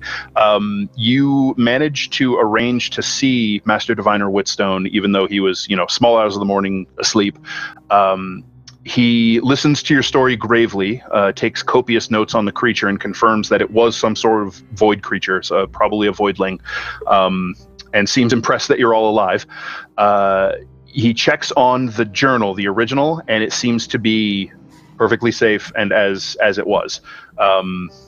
And he does arrange for any of you that need horses or simple provisions to get them. So the Collegium will provide you with mounts if you need. Okay. All right. Okay. Also, kind of asking him if there's anything in the book that why they would be after this book hardcore, like what information are they looking for, or was he able to figure anything out?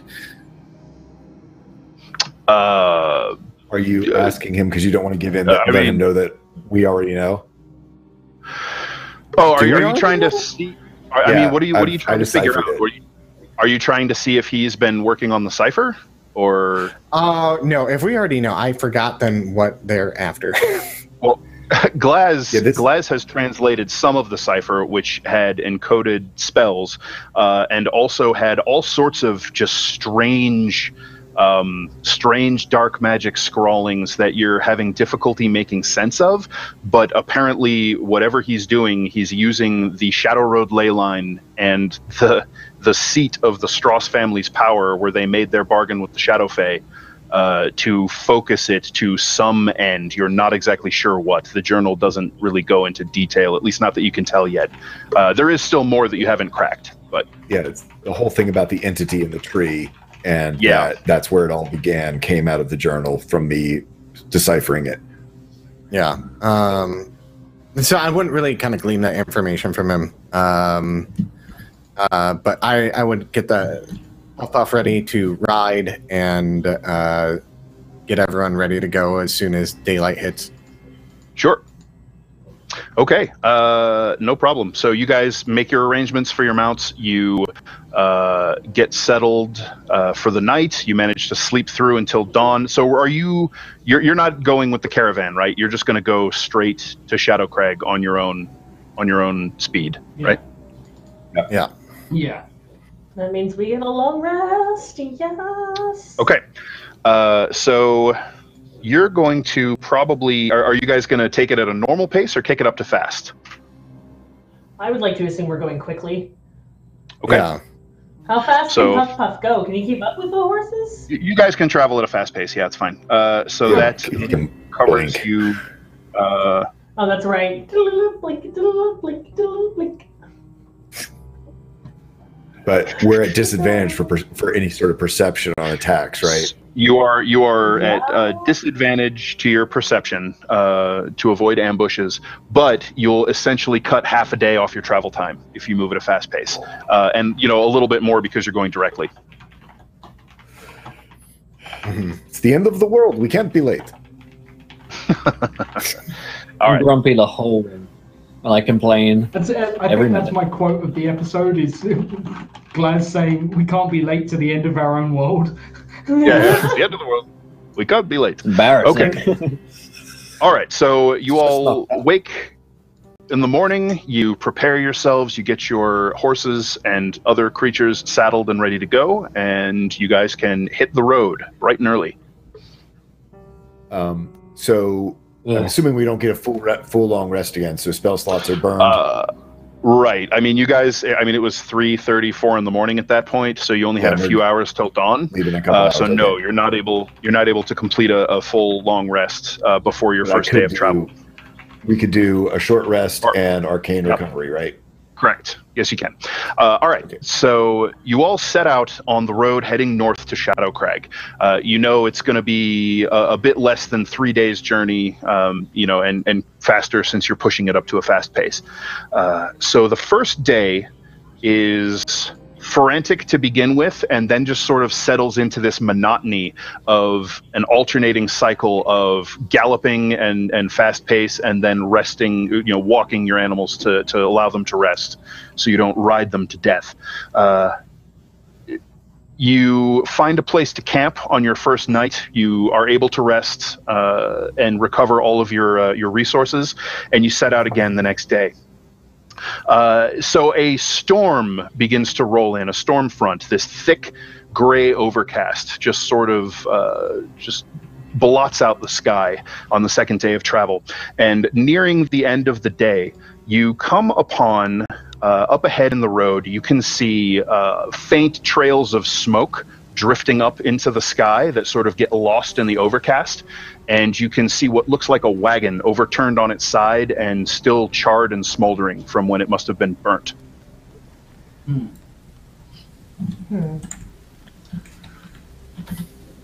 This is the worst! I shout over the rain.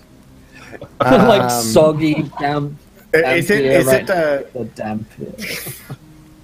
God damn it, Reardon. I'm sorry that for once you are not in the comforts of another woman's arms and having to actually do a little work. I mean, Kara can give you a hug. It fucking sucks. So many demons. Is that the same caravan from, or not the same caravan, but the noble caravan from before, by chance, that we saw leave?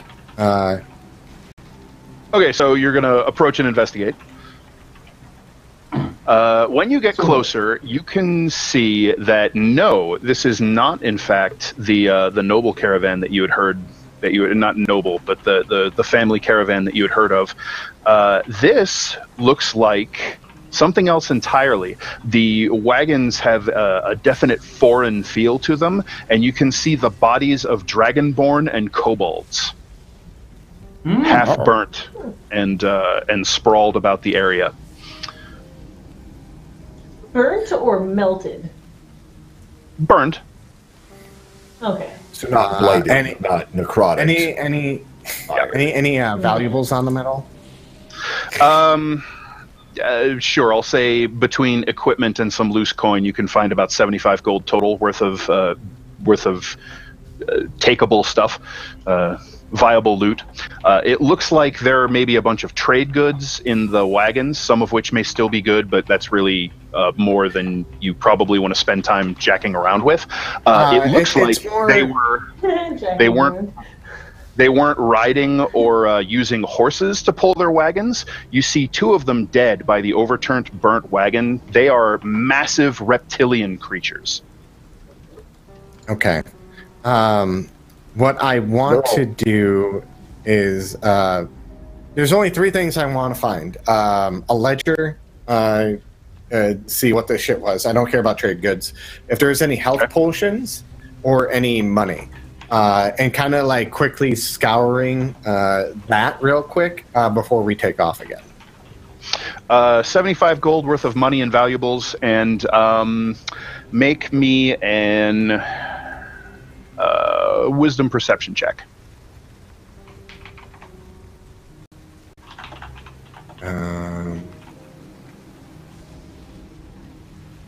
A 11. Nothing else of interest in the wagons or on the corpses.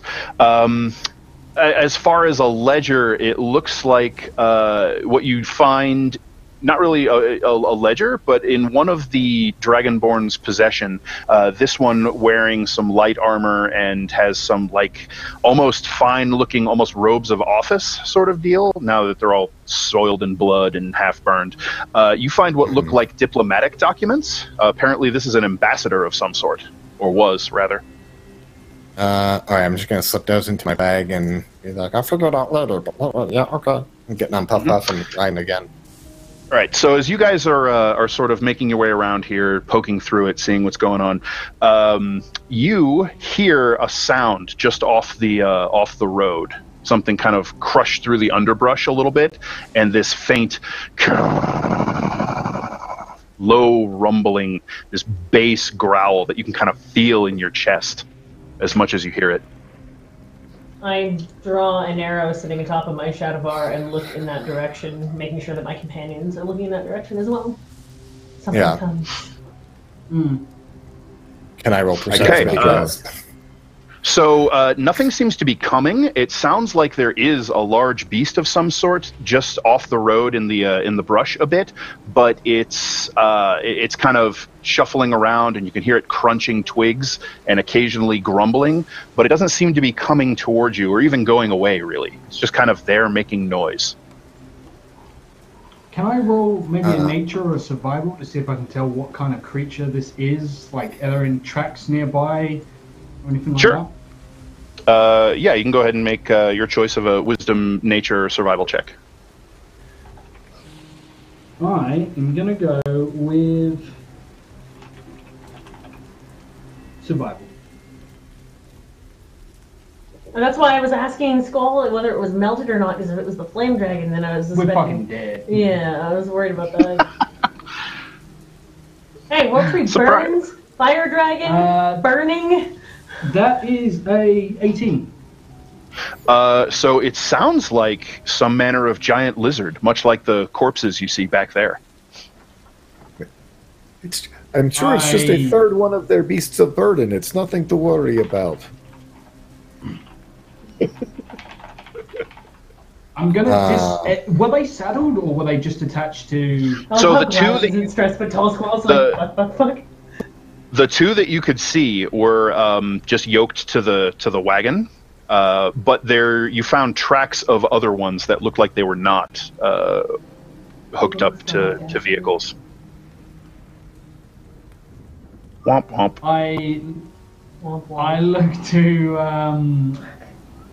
I look to the tracks and I will dismount for a moment. Or actually, no, I don't need to. It's the other side of bushes, right? Yep. I look to Whisper and telepathically I'll ask Whisper to do a flyover. Tell me what he sees. Okay, Whisper, so what Whisper. your ally sees. Yeah.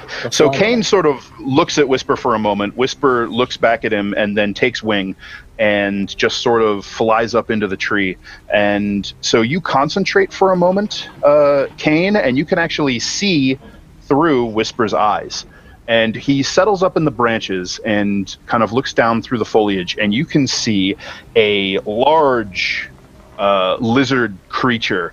It's wearing this ornate studded leather barding and has some I mean, it looks just kind of very important, and it's saddled, and it's wearing, looks kind of like this. It's not plate armor, but yeah. I know what that is. Yeah, that's fucking scary. Yeah, I'm like, Creature Codex. Sorry. I'm gonna look at And it looks like its reins have gotten tangled around a low-hanging branch in the brush, and it's just sort of gnawing at it, trying to get itself free, and not managing much progress. I'm gonna slip off of my horse for a moment. Hand the reins to Carrie. I imagine. Yeah, I'll grab your. If you're just like handing it over, okay, I'll grab it. And I'll make my way forward and say, One of their creatures survived. It's called Snared. Give me a moment. How'd you see that? Are you going to kill it? Why would I do such a thing? Not enough time to skin it.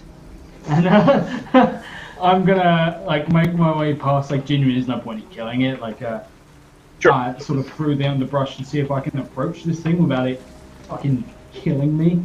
I mean, it's got to be somewhat trained. It's a beast, someone's been riding it. Okay, so yeah, you head up to it, and it kind of shies and starts and like growl hisses at you as you come through the brush. But you kind of you hold your hand out, you do your ranger routine, and after a moment, it begins to calm and kind of stops clawing at the moss and tearing at its reins, and you're able to come up to it, kind of let it get a sniff of you, and kind of get to know you, and it calms down a bit. It's still agitated, but it doesn't look like it's ready to attack. And if you want, you can sort of untangle its reins from the brush. Yeah, I'll do that. And while I'm doing that, does it have any saddlebags or anything that would have documents? Whoever was riding this like that? Or like it looks like it has saddlebags with traveling provisions, not documents or anything like that. I check it over and like sigh, but like try not to show like disappointment around the creature. I keep kind of friendly demeanor, but yeah, I'll check it over and then can I like I try and I don't know as I'm like going through it. Do I reckon I could ride this? I mean, it looks trained. Like it's wearing, tack and harness and even it looks like it's probably even war trained. Oh, all right, yeah. So I mean, it's wearing studded leather barding. So all right, so you manage to very carefully mount, and it kind of shies under you a little bit, but not terrible. Sorry, that's going to be more like chain shirt barding, not studded leather. Okay. I will see if I can encourage it forward through the underbrush, keeping its reins sort of tight, and see if I can get up to sort of the group coming out, and I will. Yep, it looks. It seems. Come down and join me. It's well trained, and yeah, you're able to ride it through the underbrush, no problem. So yeah, there's a crashing in the brushes, and this reddish mottled dinosaur dragon lizard thing comes tearing its way out with Kane riding settled into the saddle, riding it up onto the road. Do you have the control of that thing? It looks it looks very dangerous. The hell is going on? Last few days have been awful. Now there's a lizard. Yeah. My mount cured her, and then he hugs Puff Puff, and he's like, "Okay, let's go." And Josh, you're muted.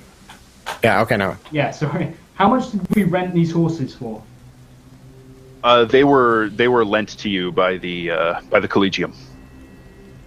Yeah, if we were to lose one, how terrible would that be? It's possible that they would expect you to pay for it. Fuck it. Like, Glaz asks me, Glaz looks at me like he's talking about the end of the world. He's like, how good a control do you have on this thing?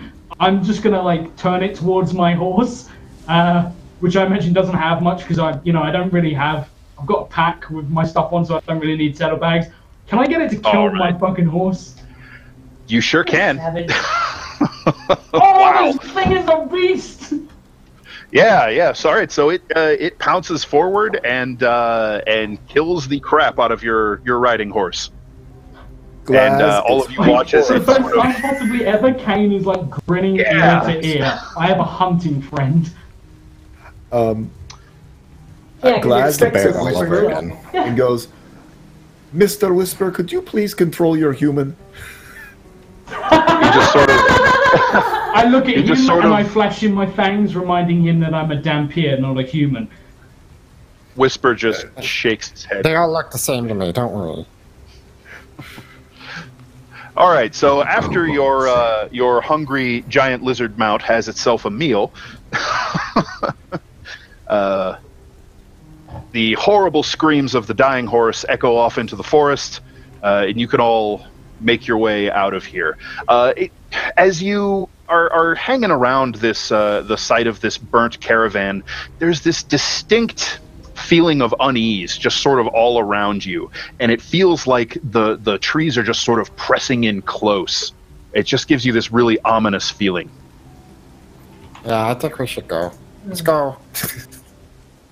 I agree. All right, so I take my shadow bar.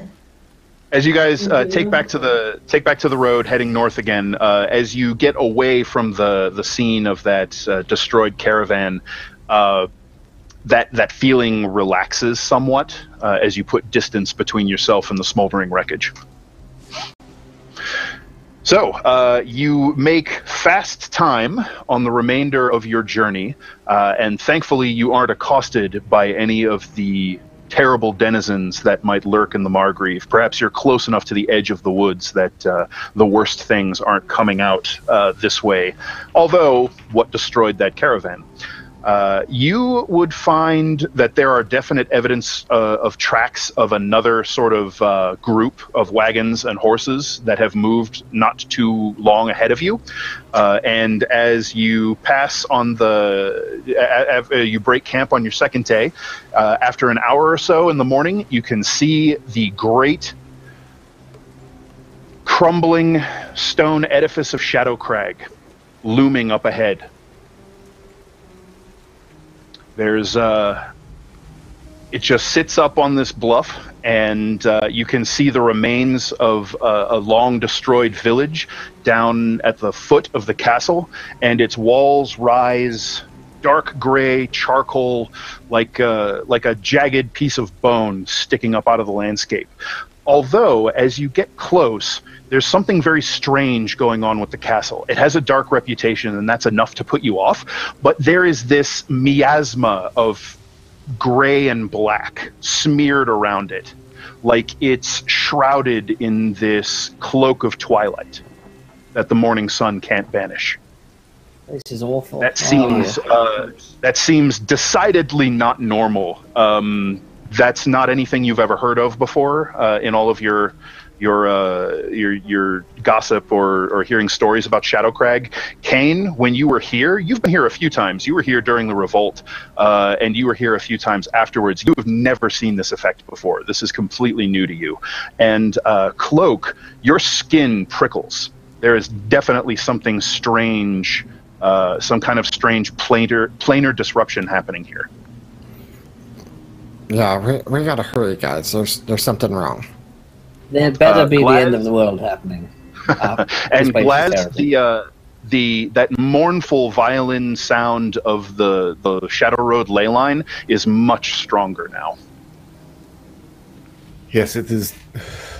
Whatever is happening, it is happening here, and it is happening now. We need to put a stop to it as soon as we can. Yeah.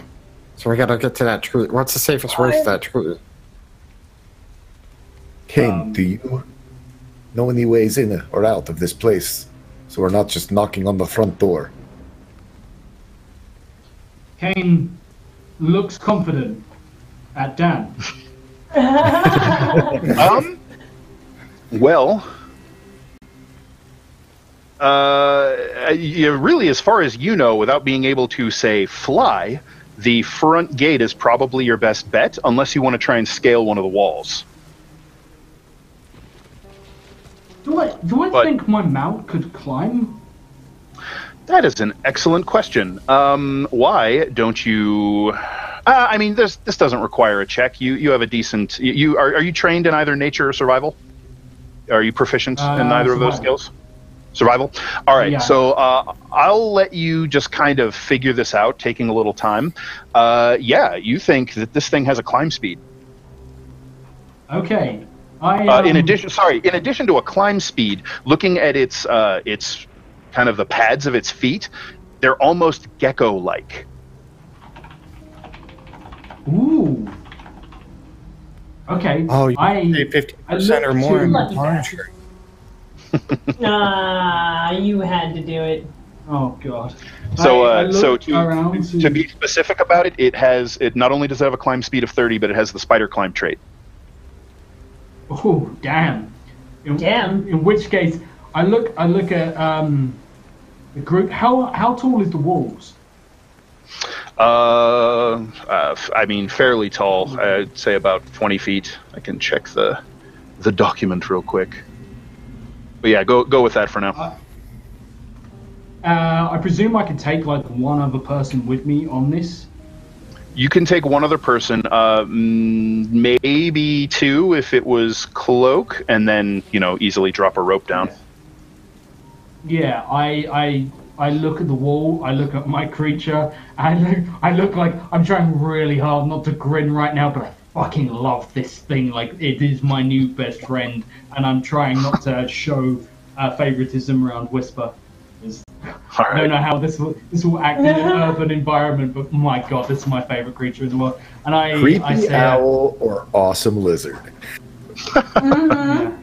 Or burnt creepy bear. owl and baby kaiju. It's fucking good. I look to you guys and I say, I could scale the walls, drop down rope for you. The front entrance is the only other option. Dan, question. How far Yes. can Puff blink? 40 feet, I believe. I want to blink on top of the wall with Puff Puff. Keep in mind, Puff Puff cannot take you with her. Oh, I'm going to give her a rope to put in her mouth to let down, and then be Okay. like climbing the wall as he's, I don't know, just to be an asshole. All right, so you guys are still a decent distance away from Shadow Crag. What is your plan? How do you want to approach? Also, are you comfortable approaching? Are you comfortable approaching in broad daylight? It's broad daylight. Yeah, I guess it's still the start of the day, isn't it? Oh yeah, yep. You guys made excellent time, and you have Just a want to get road. inside. You have forest rangers who deal with any difficult terrain you might encounter, and you guys threw caution to the wind and How far gambled. along is this wall? Do we need to scale it, or can we circumvent it? No, it's the There's wall one of the door. castle that we're talking about. the wall of It's the the actual outer wall of the castle. We had We're to. not going to storm the gates then. No, we had to bring siege equipment when we fucking. Last time I was here, I had siege. Well, not last time, but the. Yeah, the but first it's been time a long time since you were here. Who's to say that like a part of the castle wall hasn't been blown out or something? Can we at least take a look? So, Okay. But one way or another, Kane will say, If we approach during daylight, less shadows for them to hide in. That is true. like, I imagine if these are shadow creatures, they'll stick out more in the daylight. Yeah, my Is it- shadow I'm not bar waiting and out me here are- any longer. can I, It's got walls. real quick, do kind of a weird thing, and I want to run it by you to see if I can pull this off. Can I roll an Arcana with my portal lore to see how strong the portal is? So this is an odd feeling. You wouldn't say there's particularly a portal, but there is some kind of strange twisting or warping of the planes here. You're not really positive what's going on. Maybe if you could get closer and examine it, you might be able to tell more. But you guys are still, I don't know, what, half a mile away, something like that? Yeah. I think my portal. So if we're half a mile away, that's way under the 1,000 feet. So wait, no. I would have to get math. it's So I'm about not close 2,000. enough. Yeah. Yeah, We'd have to get so, inside a quarter mile. Let's get a little bit closer. I can't sense a portal, but I don't know if we need to get there as soon as possible. Well, What the hell did we get hit on the horses in for? I've come all the way, the crack of dawn, because apparently it's the end of the world. But now the end of the world can wait when it's raining. Well, you know what? That place has got a roof on it, and I'm going inside. So you can all come with me if you want for the end of your bloody world. But either way, I'm going to do some time. I tend to agree with Riordan on this. Time is precious. We must well, be and also- brave. I agree. Respect I your don't think own we have time, for shadows. please. perhaps day is night and night is day for these creatures that we're dealing with. That's also what it makes is. perfect sense. Just like Kari does not like the daylight. No, because And I the don't like the shadow does not daytime, like right? So daylight. their sleep cycles is reversed, is what he's getting at. Oh, right. Okay. They are Yeah. nocturnal. Yeah, even with the overcast out here, Kari, the sun is just stabbing at you, and you can feel it kind of bristling on your skin. So let's Very make much our So, way bristling yeah, down. how- inside. Yeah, how do you guys want to Glasses approach? apart. How do you guys want We're to approach the storming the castle? gates. I think we are storming the gates. Fuck no, storming I the was gonna gates. say- I'll climb the wall. Well, you can climb the wall. I can we let can down a storm rope. the gates. I have Let down left. rope. I have left, Yeah, and I'm going to the front door. Riordan is going towards the Okay. front door. I am Riordan- following after him with my shadow bar. I think We're the two clerics. First, I You can wanna- do whatever you I tell you want. what, 10-minute conversation about horses. I should take. Everyone is talking at once. Okay. I'm storming the wall. If you guys want to storm the gate with all your fucking fancy siege equipment, please go ahead. See you later. Bye. I don't Okay. think my Shadowvar can Alright. blink or climb walls, so I've really only got one option. I'm going to go up the wall with Cloak, as we're both rangers, and we'll do our best to cover you from the wall. Mm-hmm. And also, I'll try and kill everything that's up there, if there is anything up there. I have no idea what this thing eats, but I hope it's fucking assholes. That came out weird, and I didn't mean it to. Phrasing. Can we have that is all, please? That is such a quote. That is such a quote. I hope know this what thing this thing eats is, assholes. but I- We've lost control. It's assholes. Guys, let's take it down a bit. All right, we're getting short on time, and derails are Right. costing us. All right. So as you guys are approaching the gate, you can see that there's an iron portcullis. The iron portcullis looks like it has seen much, much better days. It's rusted, and the gatehouse looks almost abandoned. There are weeds growing up through the flagstones that are easily waist high. However, there is a thick oak gate behind the portcullis that has bright, shiny new brass hinges, and it looks thick and stout and closed. The gatehouse itself appears to be abandoned. Doesn't look like there's anybody there. Portcullis is down, but is rusted and The portcullis is like half open, but is rusted and nasty looking. and the doors are solid, no windows, no peek holes, no. It looks like there's a like an iron kind of grating with what might be like a viewport that can open. But the viewport is closed. The viewport is closed. Okay. Glaz is with Rioden and Kari. He's looking for any way that he can sort of peek inside, these walls. If they are crumbling, you were saying, I mean, even if it's a small hole, he's just trying to be able to see. So while the place is old and not well kept up and in disrepair, it's not falling apart, at least not on a core structural level. And you can see that depending on where you are, the walls range from 20 feet high to just over 40. Are there any murder holes like that Glaz could seize as far as where they not- would shoot arrows out? It looks like there would be arrow slits in things like towers, guard towers and the like that are on the walls. Right. On the walls themselves, they're just thick. And you can see that there are battlements atop it, and which clearly means walkways up on top of the walls as well. Yep. In my mind, I was worrying about that we were like entering a tunnel and that they could dump stuff down. Oh, on us well, or I mean, if something. you guys are you guys going straight into the open portcullis at the gatehouse, then yeah, there might well be murder holes in there. But you'd kind of have to get in there to look. Yeah, Or at least pretty damn close. I'm following Rioden's lead. I'm I just am fucking also going following in. I'm Rhiannon's in. lead. Off I go. Where's the door? So you can see a giant, closed, thick oak gate. Appears to be the only door on the front of the castle that you can see. You can see that there are two towers on either side that make up the gatehouse, and you can see some larger towers and buildings inside the castle itself, as well as a few other Is it towers along the walls. Oak gate? Oak, Something yep. we could crash? I mean, you'd need a No. battering ram or something. Yeah, I mean, Or it looks a really it strong looks lizard mount that we could attach a... it's not that strong. So Okay. Well, we've got like 3 horses. on the Just door, run them at the gate. No, you attach a rope and then you get the horses to run and then the Oh. gate pops off is what I'm saying. Oh, fell okay, you're hinges. trying to do that. so No. there's a little window. No, we couldn't do that? Okay. Fuck. If I know that just from looking at it, that was my initial... Riodan, you were Yes. asking a question about what it Okay. looks like. Hang on, guys. Yeah, is there any sort of lever or pulley or something which I can see? No. Not that you can see, probably inside the gatehouse, and then there's likely a large bar on the inside of the gates that's holding them shut. There's the small window. There's a small viewport that is closed, and then there are some arrow slits on the towers. Probably maybe try and climb through. Go ahead, King.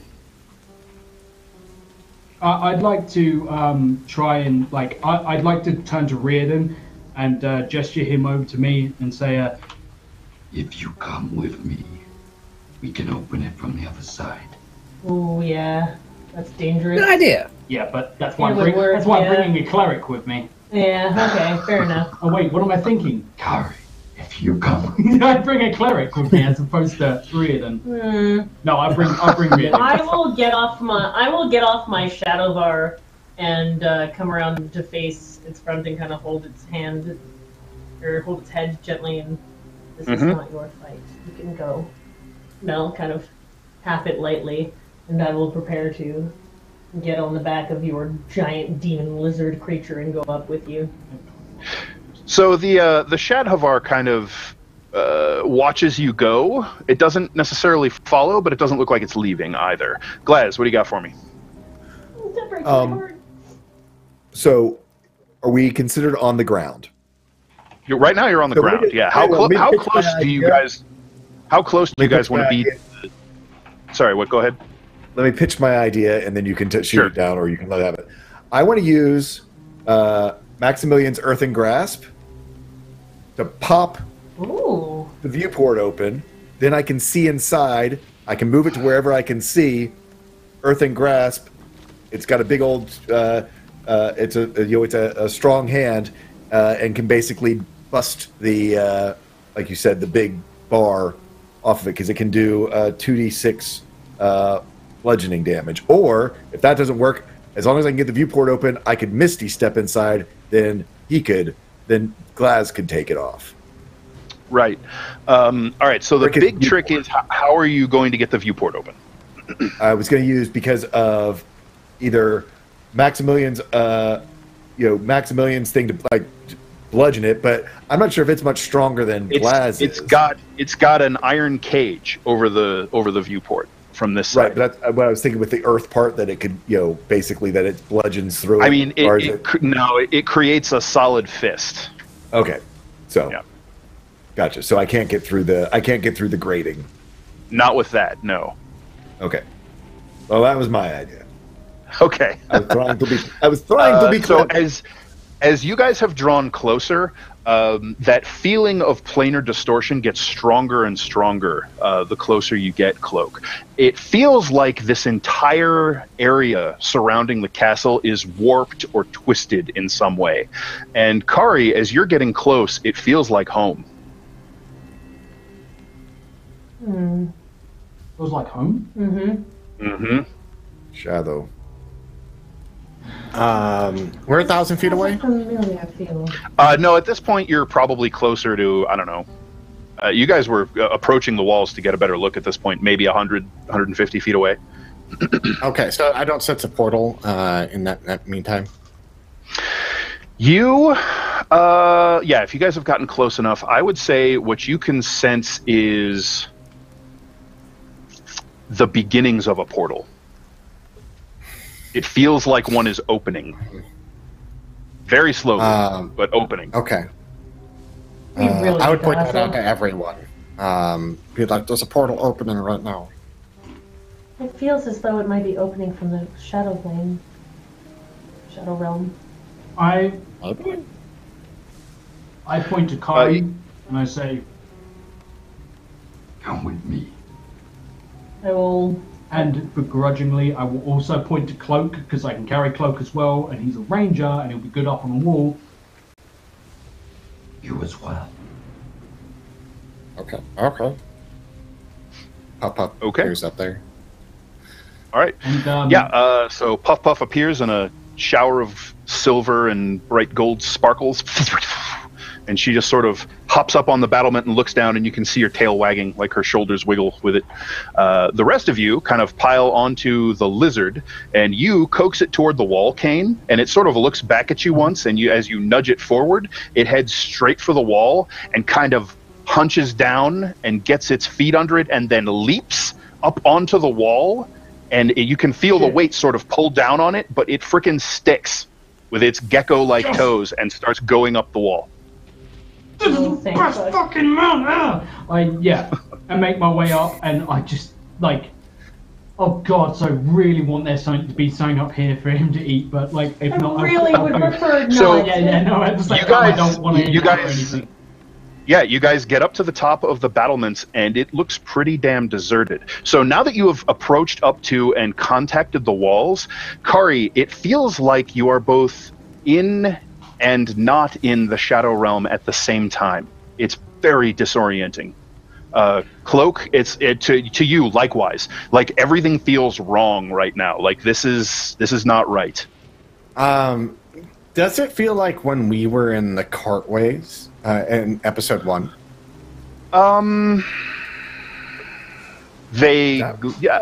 Yes. Although not right here. It's very weird. You get that feeling that seems to be emanating from farther in the castle. Okay. So the three of you and the lizard and Puff Puff are now up on the battlements, and you can see down into the main courtyard. You can see a few castle buildings inside there. You can see what looks to be a smithy, a rather large one, off to your right. Off to your left, stables that seem to be sort of charred and collapsed, and across from the stables, also onto the right, which is kind of next to the smithy, looks like a barracks. That seems in better repair.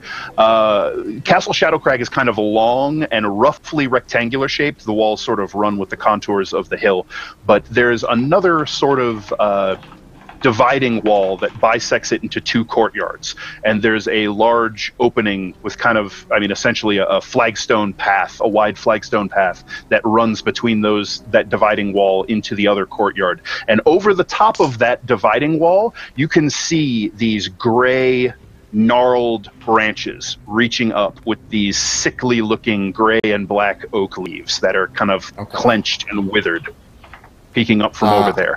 And you guys can see the occasional movement of people that kind of come into view, but then move out again. And there's all kinds of strangeness happening over there. Like the shadows themselves are alive and just sort of writhing. And this strange smear twilight effect that you're seeing looks like it's emanating from the tree and engulfing the entirety of the castle and its grounds.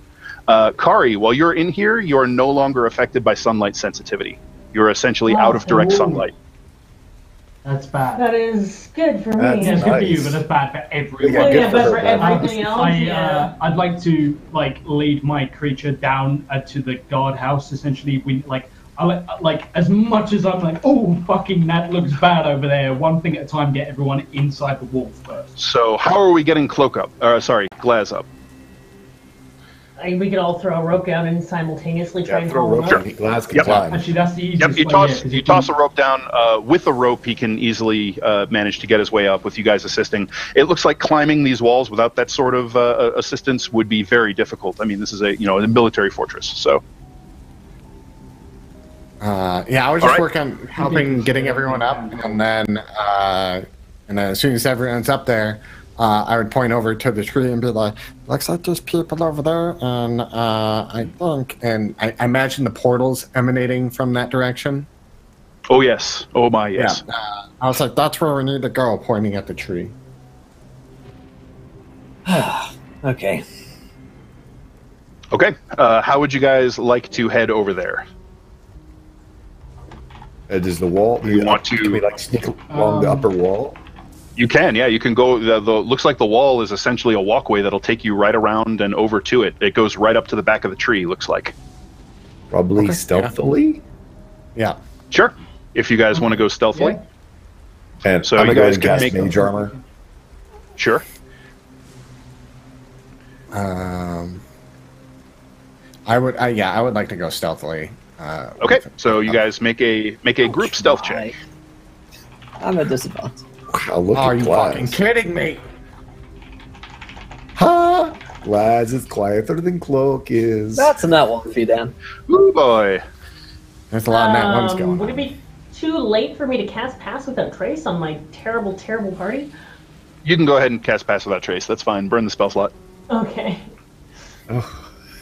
It is That's part not a of good my thing. cat That's not a domain, good actually, thing. and That's a it's not challenge. easy. All right, so you take a deep breath and you reach out with your prayer, harness the darkness, the sort of living shadows around you, and pull them around you like a comforting blanket. The rest of you are a little bit discomfited as your form just kind of blurs into the dim smears rising up around you, and sound becomes muffled. So you add +10 to your stealth scores. Okay. 14. 15. So it looks like Oh, both of us got that one, so great. Oh my god.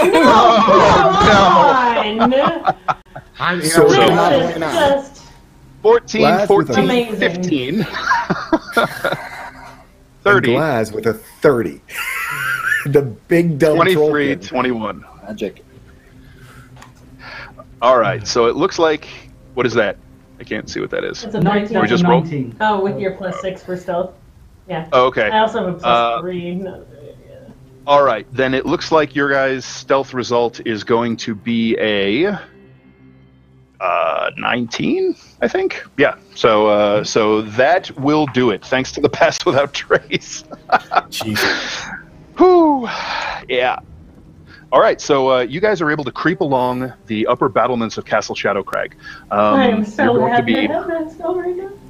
You're going to be going along the northern wall, so you're going to pass by the smithworks and the barracks, and you get a glimpse of figures moving about in the smithy. They look like dwarves, but their colors are strangely sort of washed out, like they have just lank white hair, and their eyes are completely black. But they seem to be kind of huddling to themselves in there, and occasionally looking uneasily toward the west, toward the other courtyard. And they seem to pay you no mind, or not to even notice you at all as you creep by above them. You follow the contours of the wall past the barracks, and then to the dividing wall that separates the Black Oak Bailey from the main courtyard. And as you're getting close, you can hear it. And when you hear it, it starts to hurt your ears. This voice, droning, intoning, in that horrible, horrible non-syllable of void speech that you guys are becoming all too familiar with, is just sort of rippling out from in front of the Black Oak. And then there's a shorter, kind of a less confident but still throwing themselves into trying to pronounce this non-language, a chorus of responses that sort of answer back to this main voice that is casting this sort of deep resonant chant in void speech. So as you continue forward, you can see into the Bailey, and you see that figure in white linen with the hood pulled down, kind of half obscuring its face, its arms raised up, and you can see now that there are black void speech glyphs in its arms and sort of rotting through its flesh. You can see the mouth of this figure. Its lips are black and cracked, and that staining looks like it's spread across the chin and cheeks. And every time it pronounces another one of these syllables, you can see black putrid blood sort of drip from its lips. There are various other figures wearing...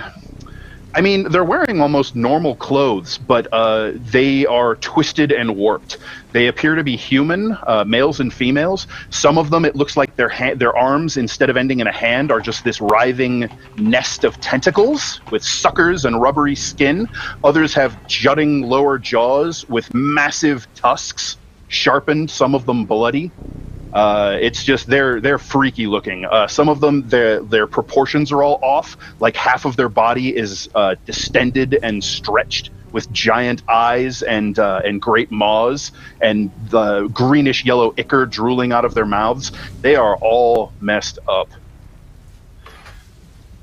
No, just no. I don't want this.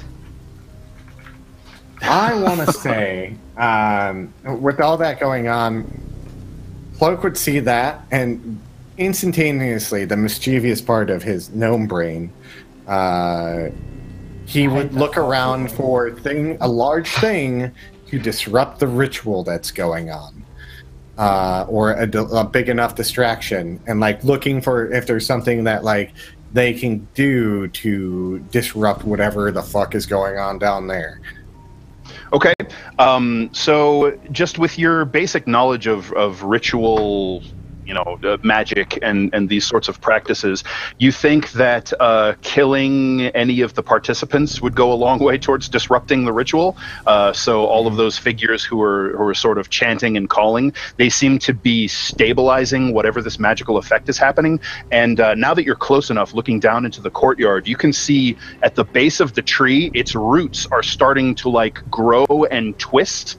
And there's this growing smear of blackness kind of growing at the base of the tree and stretching out in front of it.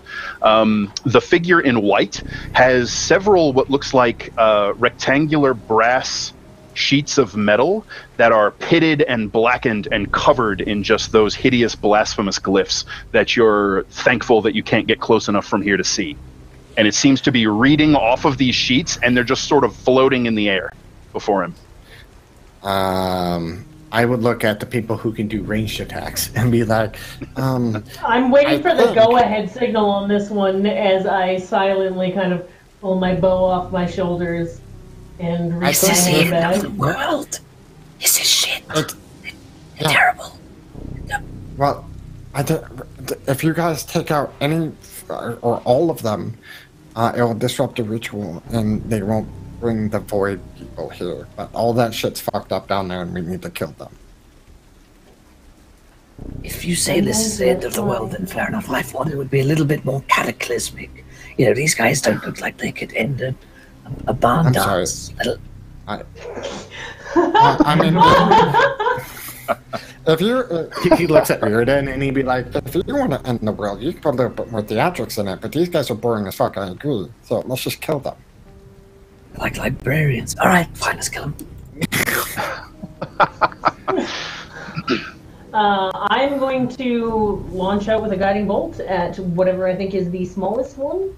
Okay, so I assume you guys are going to try and get into position to where you can kind of see the most of them. If there's sort of a courtyard in front of the tree where a lot of those flagstones sort of come together and aren't terribly overgrown, although now all of the vegetation that was there has been reduced to black dust, and you can see that this blighted area, as they speak, is spreading farther and farther, and the stones are beginning to crack under their feet. You can come along that dividing wall, and that's kind of in front next to the tree, and if you get to the end of the dividing wall, that will give you clear shots at the ritual space, but they could conceivably run behind the tree for cover or go into one of the buildings, that sort of thing. So does everybody want to creep along that Are we level with the courtyard, or is no, it you're something above that we're, them. like, You're raised? you guys are on a wall. If there's stone parapets, and as undignified as this would look, I would like to like commando crawl all the way around until I'm like on the opposite side, unless I can hear anything that I think would give me reason to pause, like a guard walking around or something. And then I would like to kind of groundhog pop up and then let loose a guiding arrow. Sure. So given your guys' stealth, thanks to your magic, Kari, you guys can easily get along the dividing wall to the end of it, where the walkway runs from the main gate into the Black Oak Bailey, and you guys have a good line from there down into the ritual space. I would look at Puff Puff and be like, you stay my glass, keep him safe. And then you see Cloak kind of like disappear like towards that group somewhere and try to get in a position where he can like lash out. Okay. So how do you want to arrange to get down? Because you're up on a wall. It looks like there's probably. Yeah, it looks like there's maybe a ladder. No, you guys are up on a wall, up on a castle wall, and so there's probably a ladder nearby that you can find to get down. That'll drop you next to the tree. Okay. Yeah, I would stealthily come down that and then kind of make my way that way. Okay. What's everybody else planning to do, assault-wise? I'll go with Carrie to like give her cover, and then okay. If Reardon stays on the other side, and we've got we spread our clerics because I'm thinking we need healing and on both sides. Yeah, I'll be on this side then. I'm pretty tanky, but my AC is like 18, so. Riordan, you're blessing people. Who do you want to bless? I will bless. Who wants it? Carrie, Kane, and Glass. Okay. All right. So, Glass. Quick question. If there's a group that are close together, like that they would be within, 5 feet of each other, I don't know how spread out these are. Are there any that sort of are in a clump? They're reasonably spread out. There's the ritualist in white is kind of in the middle of a circle of them, and then there's 5 participants arrayed around him in a circle. So nobody's within 5 feet of each other. Are there any markings or runes on the ground that seem to be assisting this spell casting, or is it just chanting and those blighted void stuff in the air? Mostly, as far as the markings, it's just the stuff on the fellow in white's arms, and then the markings on those bronze on those brass sheets. Okay, so I just wanted I'll try to get somewhere where I am within 90 feet of this ritual. Or if we picked are we going to try to focus fire? We want to just get one dead. Was that my understanding of what Cloak was saying? Get one dead. Talk about it. I mean, that's what Cloak said. And he said if we take out one of them or all of them, it will disrupt the ritual. No. No, fuck, okay. I'm going to be firing at whatever one is closest to me if I go around, so... I'd like to, before this actually kicks off, before anyone shoots or anything like that, I want to have a moment where I look at Kari and I just say... Most kills wins. The hunt is on. Because me and Gary have had this rivalry since day one, and I kind of want to see who comes out on top. All right. It counts as one. Okay, so let me. White, that's what she's gonna say. Mm-hmm. Let's get a final check on where everyone is. Kari and Kane are up on the wall. Is that right? Yeah. Or staying up on the wall with a sniping vantage point. Yeah, exactly. Yes. Okay, Riordan, where do you want to be? I want to be close to Kane, and Cloak if they're close together. I'm probably just sticking with Kane for the most part.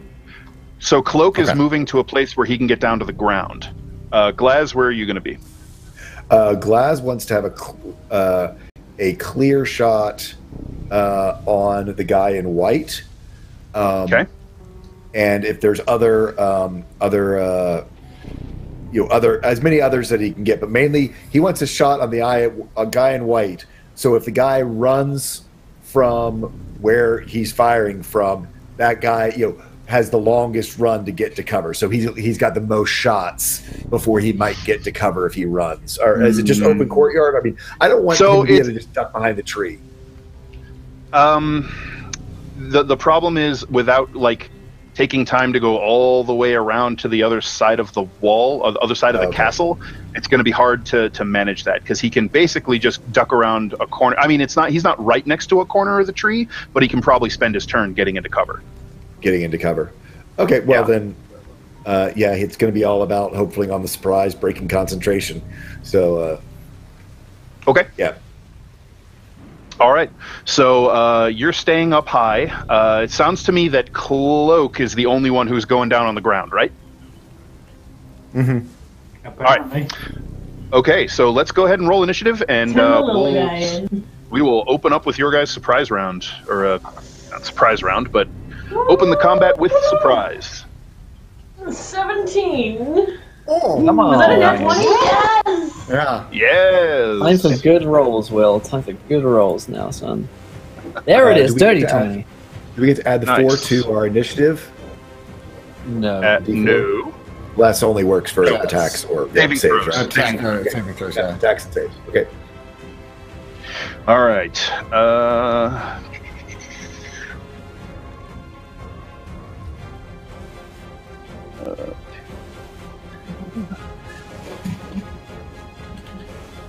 Sorry, guys. 1 second.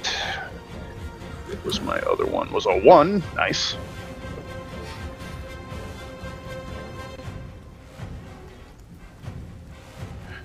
That was a 4. Huh.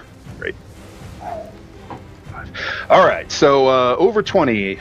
Anybody? We got a cloak. Yeah. So cloak at 22. Roll a d. Just roll a d20. Roll off with me, cloak. All right. Huh? Come on, you can Yep. go. All right. I'm scared now. Yeah. 22. All right. Then we had a dirty 20 for Riodan. That's right. All right. 20 to 15. I got 19. Got a 19. I am a 17. 17 for Kari. All right. 15 to 10. And 10 to 5. 10 to 5. Glaz, where are you at? I'm on 9. All right. Oh no. Glaz.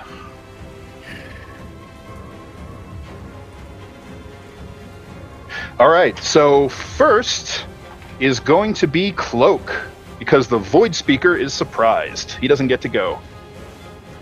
And I wanted to get Cloak in a position, like he's still at the top of the wall going down. You can basically be on the ground. You can be on the ground, but you've got to stay next to the wall, because once you move away from it, you're going to move out of the Pass Without Trace. Okay. I want to get in a position where I can get behind them, and I don't know if I'm thinking of the layout correctly. So remember that they're kind of in a circle. So they're arranged in a circle in front of the tree, and so you're kind of coming at them from the tree side oblique. So you're coming down at them from a diagonal. Okay. I think at this time I am just going to throw a dagger and then go into cover from them. From the side, I'll hit one of the not the main Void Speaker, just for the fact that his minions are probably not as strong as him. So there are so of the 5 minions that are circling the Void Speaker, 4 of them seem to be more like lower kind of flunky types, and they're all twisted and warped. One of the 5 seems like he's wearing the colors of House Xylus, and is wearing armor and the like, and seems to be sort of in charge of the lesser choir, so to speak. And he is the farthest to the south, so he's a good bit away from you. So you have a good shot at one of the flunkies. Yeah, because my understanding is any one of them. So, all right. So he would throw his dagger in, and then. So you are currently hidden. 18. You can attack with advantage because you are hidden. Okay. Let me roll it one more time. See what I get. No. So 18. Right. Well, yeah, totally good. Okay. So he'll take a total of 4 damage. And is there any way I can roll a stealth, to remain hidden? Yeah.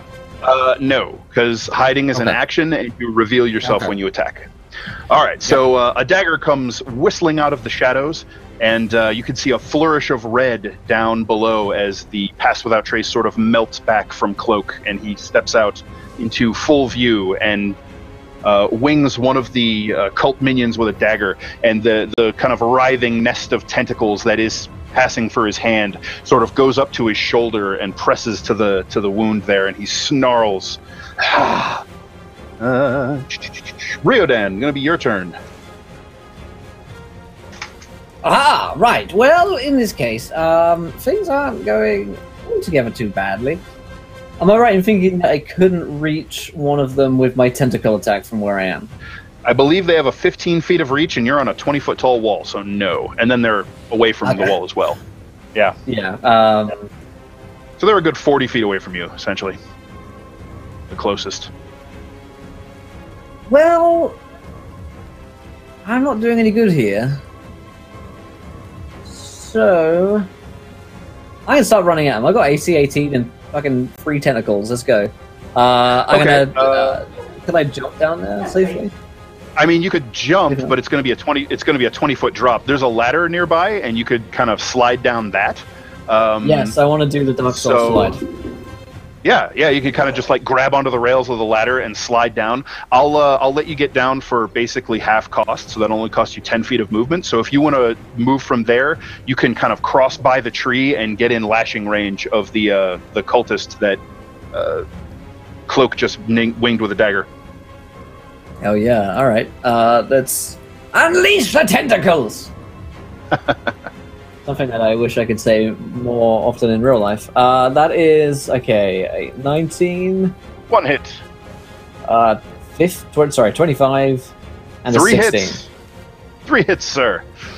I say in my best evil cackle. Oh wow! Look at these fucking terrible damage that I'm rolling right now. All right, well, 8 points of damage, and it must make check a con saving throw.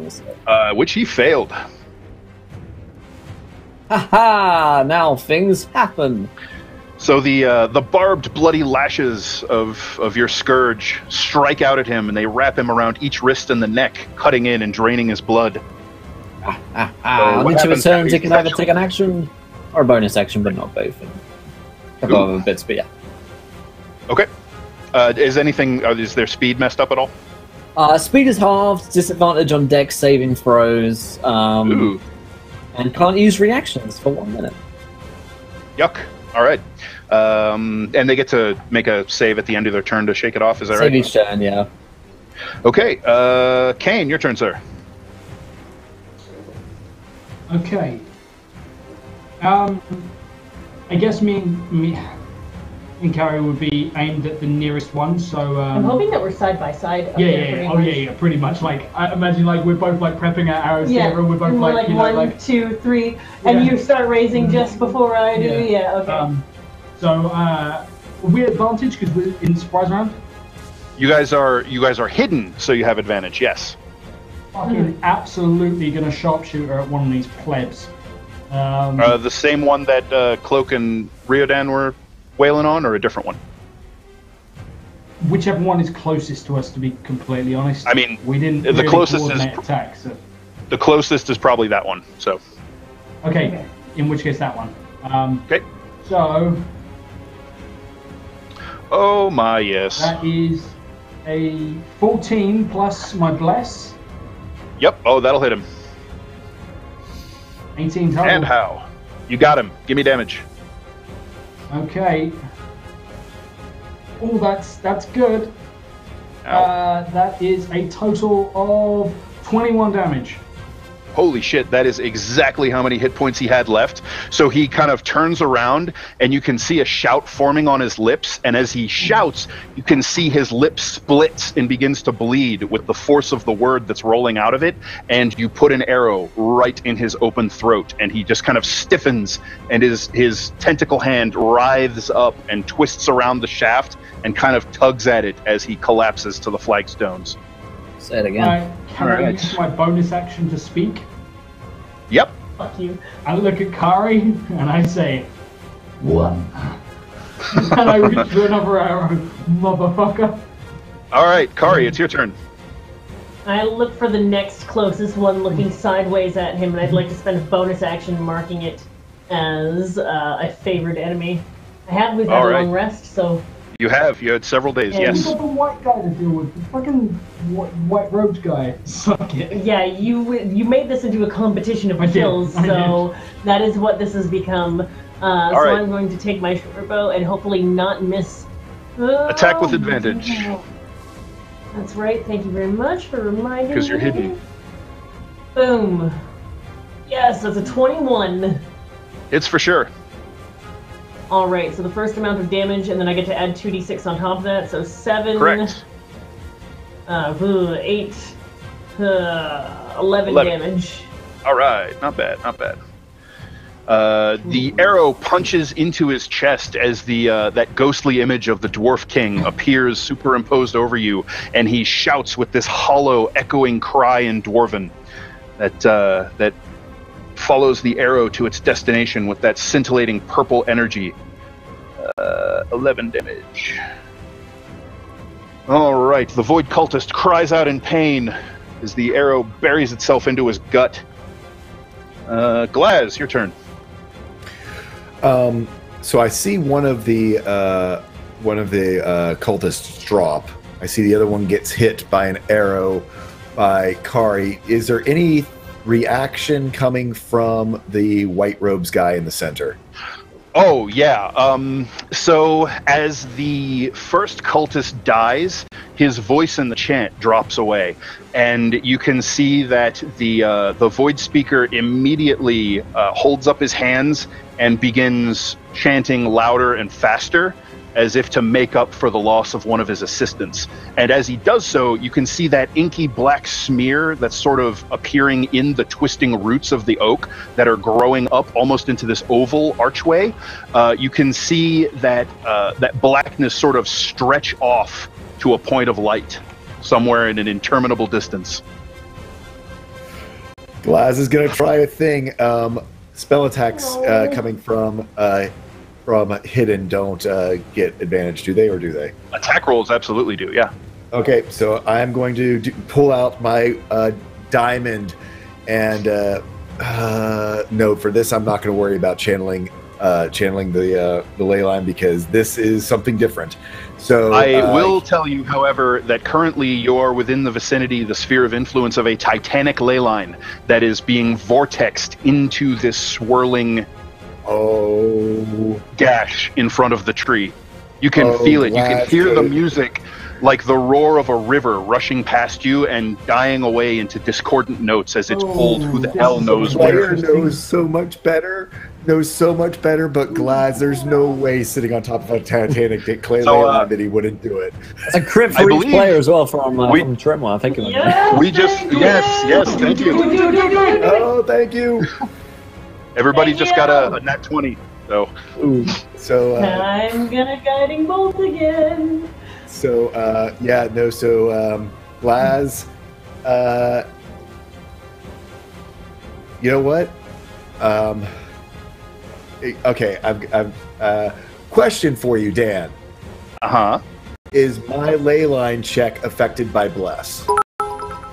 No, it's just saving throws and attack rolls, not ability checks. Another crit for Glaz, I think. Oh, there's another 20 for Glaz, I believe. Thank you, Ben. Thank you, Ben. Okay, so in that case, I'm going to use that 20 on my ley attunement to go into the Titanic ley effect. You reach out to the Shadow Road itself, and the mournful, terrible wailing music flows through you, and it just brings this wave of melancholy that washes over you. And you look around and you see how far this once glorious place has fallen, and it brings a tear to your eye. So roll a d10 for Titanic ley line effect.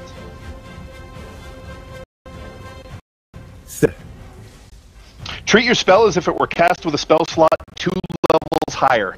Oh yeah. So this will be this will now be a level 4 chromatic crit chromatic orb. All right. So what damage type are you picking? Because of this noise that he's making, that was my plan always. I'm doing thunder damage to try to drown out the spell and all of this chanting to basically try to interrupt it. All right. And you're hitting the Void Speaker with it? One for me to kill. Hitting the Void Speaker with it. My understanding is that's going to be 6d8. And then doubled for a crit, right? No, and doubled for a crit. So that will be 12d8. 12d8 thunder damage. Let's just do 12d8. Slash die 12d8. Right? Holy that would be frickin' 55 points of thunder damage as Glaz reaches down into reaches down into this titanic ley line and just calls up. And I think because it's always like a symphony, it's sort of like this billowing, building sound of like timpani drums that just becomes this huge crashing roar of thunder, like an avalanche. So what it is, down. it's that as you're drawing on the Shadow Road, what happens is that everyone else can hear what you always hear in your soul when you're near a ley line. They can hear this just sorrowful violin music that begins to just grow faster and faster and louder into this discordant, pulsing distortion of sound with that diamond at the center of it, and it's blowing his hair and his moose hide toga back from him, and then just blasts down into the courtyard with a thunderous explosion. The Void Speaker is thrown 10 feet back from where he stands and like throws his hands up and just slides back on the stones, and you can see many of the weakened flagstones that have been corrupted by the Void Speech just shatter into powder, and you see the force of the blast stripping flesh from his arms, and you can see his hand breaks in at least 6 places from the wrists to the fingertips. Whew, Thanks, that's a lot of damage. So that's going to be the leader of the minions sort of throws his hands over his ears, as you can see his eardrums burst from the sonic wave that washes over him, and he's stunned and takes no action. And the remainder of the cultists likewise are disrupted and desperately trying to get their wits about them and see where the attacks are coming from. So that brings us to the top of the order. The Void Speaker will get to take an actual turn. That's delightful. So he...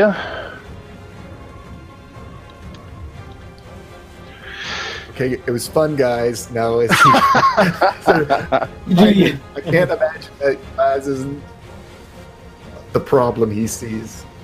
So he looks up, and the hood kind of falls back from his face a little bit, and you can see that rot sort of reaching up his face toward his eyes, and he smiles this just broad grin and screams a single word that seems to drown out all other sound, even the retreating echo of your spell. So I need everybody to make a Constitution saving throw, please. I'm sorry, no. Strength saving throw.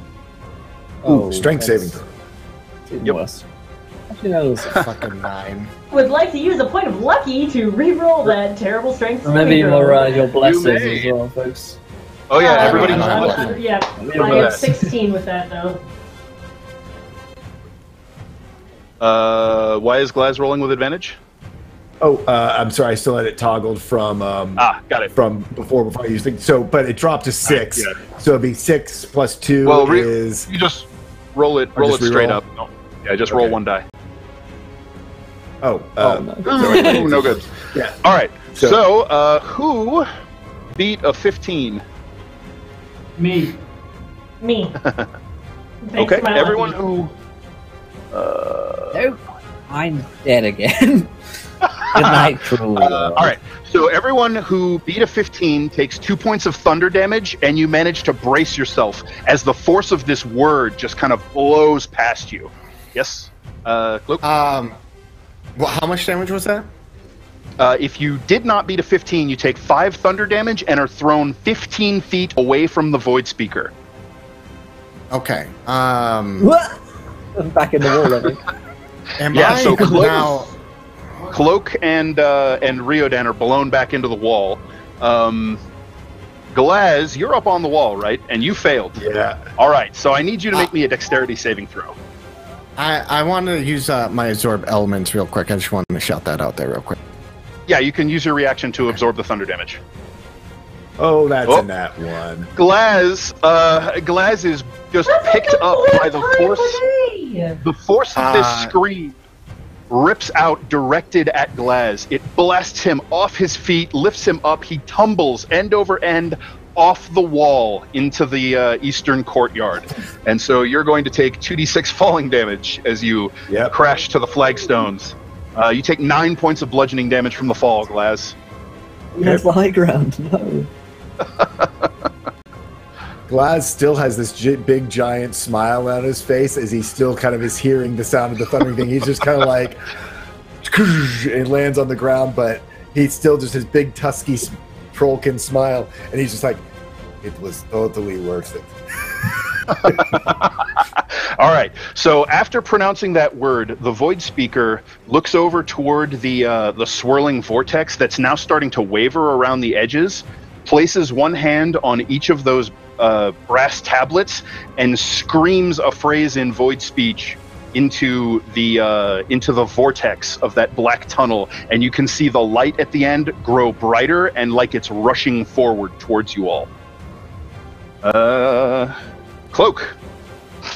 At that note, those guys, he took a huge hit, and so Cloak's gonna take this opportunity to, like, he got blown back, and he's gonna do like a little kick up, and then fucking like as soon as his feet hit the ground, start running at him, and he's gonna jump up and do the fucking stab right into the like neck and vocal cord area to try to fucking stop him from talking and use his crit. Okay. So here's a bit of an issue. Okay. He is outside of your movement, so you're going to have to either dash to get to him, or you'll have to just move up, take some other action, and close on him next round. Okay. How far away is he? He's about 40 feet away from you. Oh shit! Yeah. All right. So let me. Can I get to one of the minions? Oh yeah, absolutely. I'm gonna move up to the closest minion, and then I'm gonna save my action for that. So I'm just gonna straight up do a normal attack, not critting. Okay, get him. And with my short sword, 19. Oh, 19 total hits. Yeah, absolutely. Yeah, let me. Here's a D8. I'm this playing is a one warrior with. as well. Yeah. So a total of 8 damage. All right, so he is now well and goodly bloodied, and his blood, when it leaks out over your sword, you can hear a hissing, and you can see little wisps of smoke drifting off of your sword blade where his blood touches it. No. All right, Ryodan. More tentacles! And I'm gonna run back at them as I'm thrown against a wall. All right, so Ryodan pulls himself away from the wall, rallies, and runs in, and you're going to strike at the next cultist, sort of in line for the death train. Pretty much. Can I actually hit, like... Can I hit 3 of them individually? I guess I could, couldn't I? There's probably no point doing that. You can get into range of 2 different targets, one of the minions and then the kind of the flunky wrangler, if you want to get into range of both of them. I just hit the guy that I hit before, I guess, or just a main one. I think. Yeah. Okay. So the closest one to you is the one that is bleeding acid all over Cloak's sword. Yeah, he can take some tentacles, I think. All right. Oh, that's 1 hit. That's 2 hits. That's 3 hits. Oh dear. DC 15. I think. We'll go ahead and give me some damage, and we'll see if it even matters. Yeah, because. Come on, dice. Total of 7 points of damage.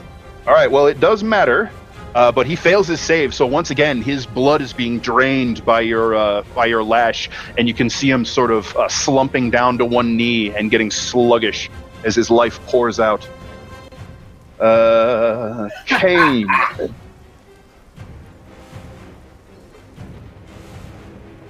What you got for me, Kaner? Sorry, we were muted. I would like to look at the Void Speaker. Mm-hmm. I glance at Carrie. I realize that it's not a competition of size, it's a competition of kills. I want that motherfucker. And like for a moment, like I glance to Whisper and whatever the fuck he did to Whisper, and I remember the cartways and all the fucking suffering that we went through and all the people that were dead down there, and it's just an anger that burns in Kane's heart, and I am going to Hunter's Mark him. All right. And then I would like to spend a nat 20, and I would like to sharpshooter that motherfucker. Get him. Get him. All right.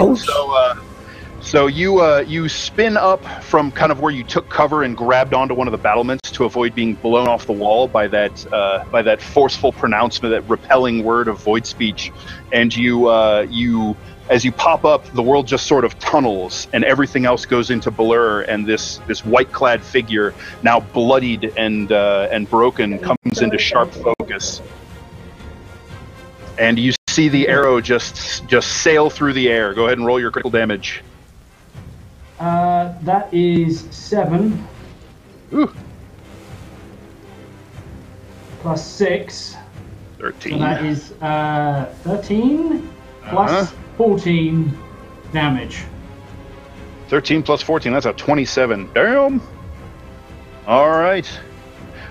So the arrow catches him in the chest, and you just hear the snapping as it punches into his body, and he looks down, and despite just the god-awful punishment being poured into this bastard, it's like the pain doesn't really register in his eyes. Like, you can tell it's impairing him. He's having difficulty moving. He's bleeding profusely, and you can see some bloody froth sort of erupts from his mouth. It looks like you pierced one of his lungs.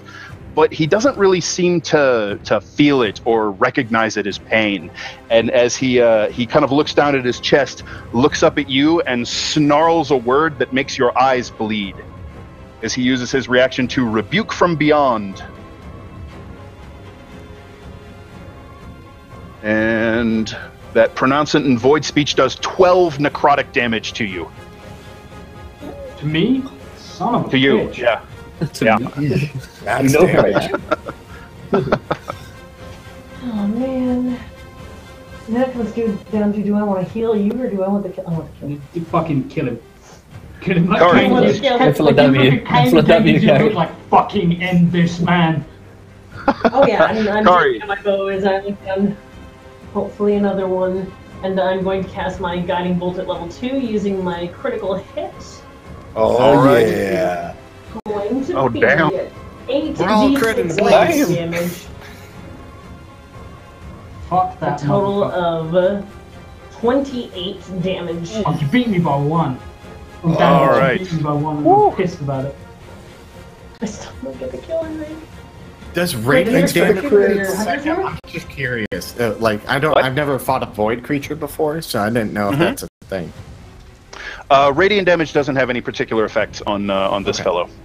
doesn't All have right, so resistance.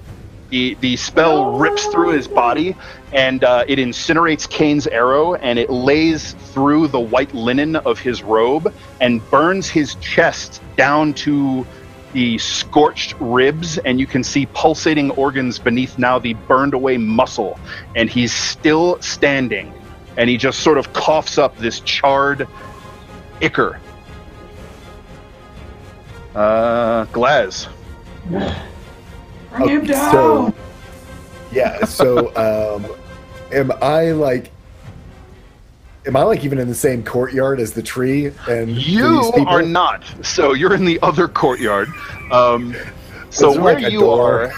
are, there's a big opening that the main path from the main gate goes through. So it's just like right around a corner, but you have to drag yourself up and you catch your breath and haul yourself to your feet. And I'd say the 15 feet of movement left is just enough to get you to the corner of the wall, so you can see. You can see the minion wrangler fellow. Actually, who you guys know his name. His name is Dervin. That's the fellow that Thrick identified for you. Right. Dervin, and you can see a grievously wounded cultist having his blood drained by Rioden's tendrils, and Dervin. So, what's my range? What's my range to the leader? You actually can't see him from where you are at the moment. Okay. The wall's in the way. Gotcha. Well, if the wall's in the way, so I can't see the leader, then is the Wrangler within 5 feet of the other guy?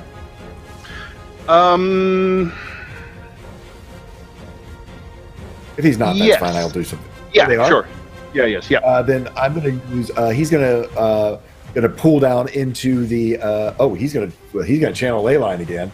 So let's see what that happens. Yeah, because I have to roll every time, right? Oh yeah. Yeah. Every time you want to channel it, you have to roll. Yeah, So are you trying to 12. channel the Shadow Road again, or is that your Titanic actual again. one? The Titanic one. Okay. It's So still how'd you do attunement, that? right? I mean, you're in the area of influence of that ley line. It's running right next to you. Right. So do Yeah, so I you have can to, use the I don't Titanic have to, one. but do I have to roll a check, right? Oh yeah. You have to make a check to channel it. So I failed the check. Okay. Did you trigger a backlash or? Because it's just a D20, or is it D20 plus my spellcasting modifier? It's just a D20. So I think you backlashed. I backlashed. Yep. All right, give me a D10. Still worth it. So I gotta get to the table on a D10. Is a 9. A 9. Your spell fails, and you unleash a random burst of magic as if you'd used a wand of wonder. So go ahead and roll me a D%. Okay. Oh, shit.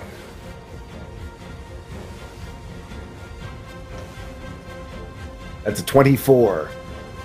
A 24. Yes, King. You Let's see cast what detect happens. thoughts. You cast detect thoughts on the target you choose. So you I chose. So one of the creatures that you were targeting with your spell, you can detect thoughts them. So I was ice knifing to try to get cultist in Durban, but so whoever he would have been aiming at whoever looked worse to get the actual knife and the explosion, just getting the other one.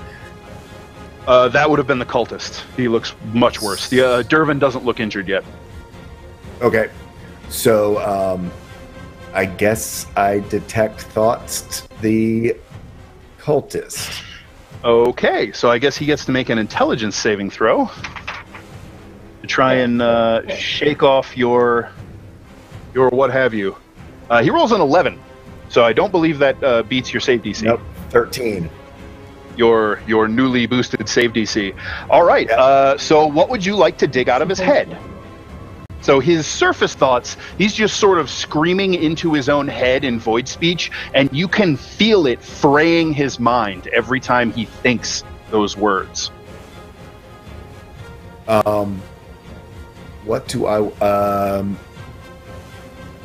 Glaz is first thing is like, how do I stop this, or what is this doing? All right, so. As far as what does he know about what this is doing, the answer that you get is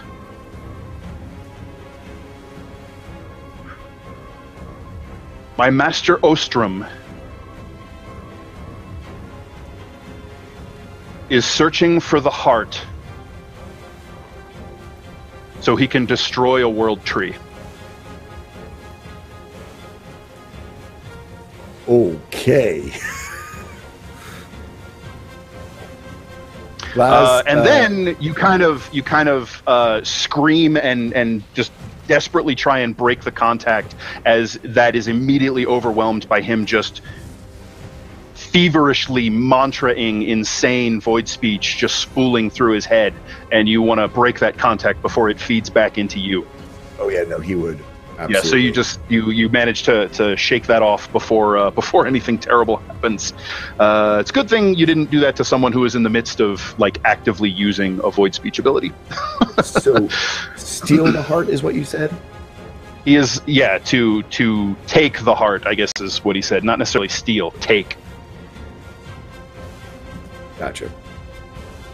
All right, so that was Glaz. Devrin is going to head up towards Riodan, and he's going to cast Spiritual Weapon, and it takes the form of just kind of like a slash of blackness in the air, and it kind of twists light as it moves and warps with this kind of lensing effect and strikes at you. That's no good. You sort of raise one of your vambraces and it skates off and like leaves a smoking trail on your armor.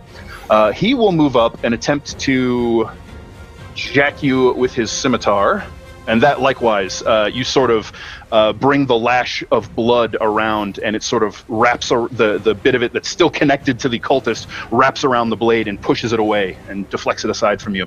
The cultists, we have a few of them left. We're going to have 2 of them run up on Riodan. We've got 1 on Cloak. I'm sorry, 1 is being choked and it's on Cloak, so he's gonna try and get Cloak. We're gonna have 1 come to Riodan. Oh, we're gonna do 2 and 2, Cloak and Riodan. That's who's there. So one of them is going to try to use its club and its flesh twist.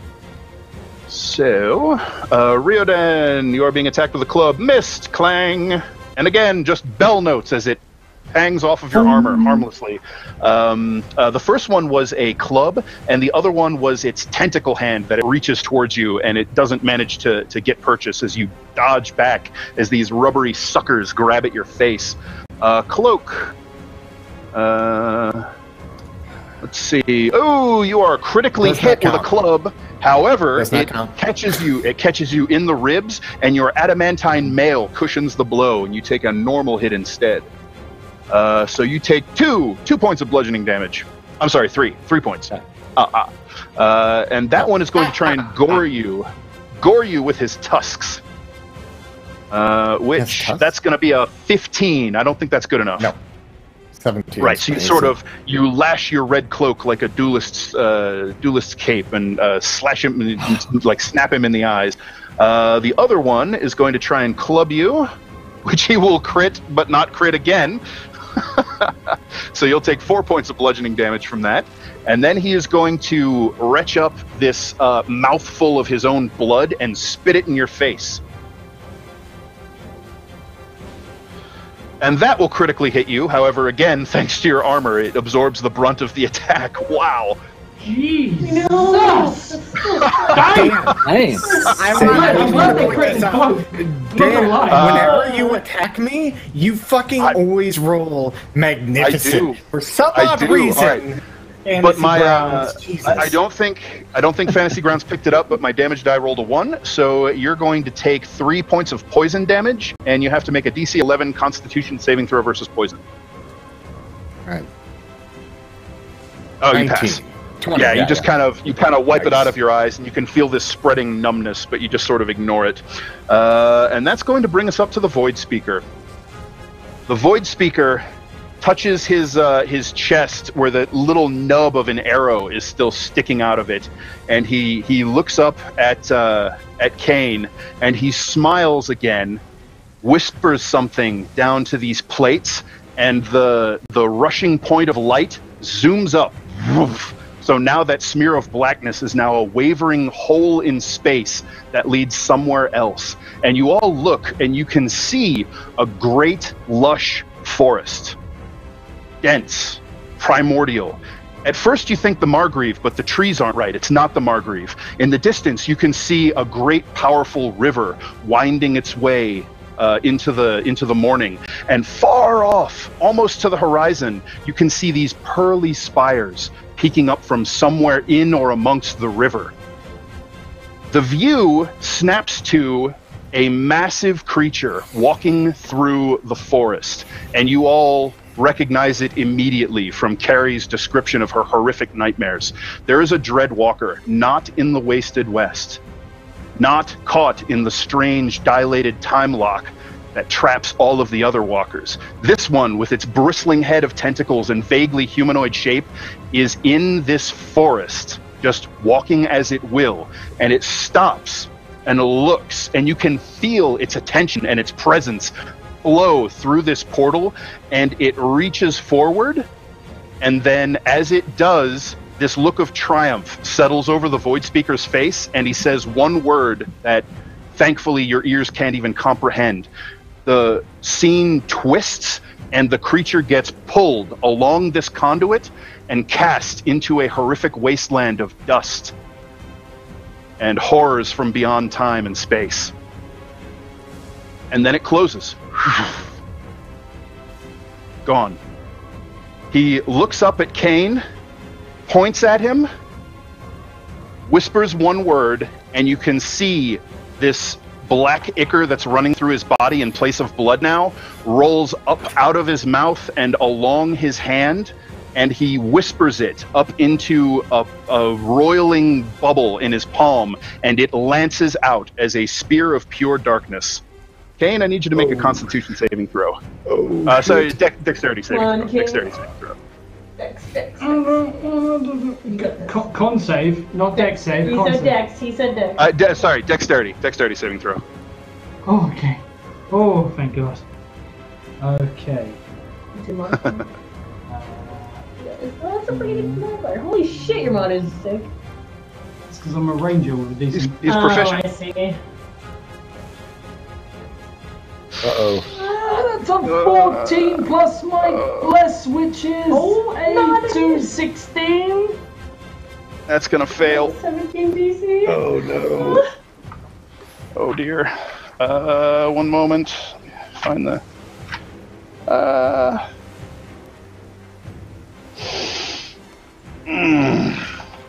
He's already down.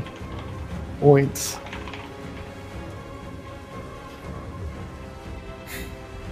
Oh no. Holy shit! Tell me that's healing. That's healing, right? That's radiant healing. You take 37 necrotic damage as this sliver of nothing lances into your breast.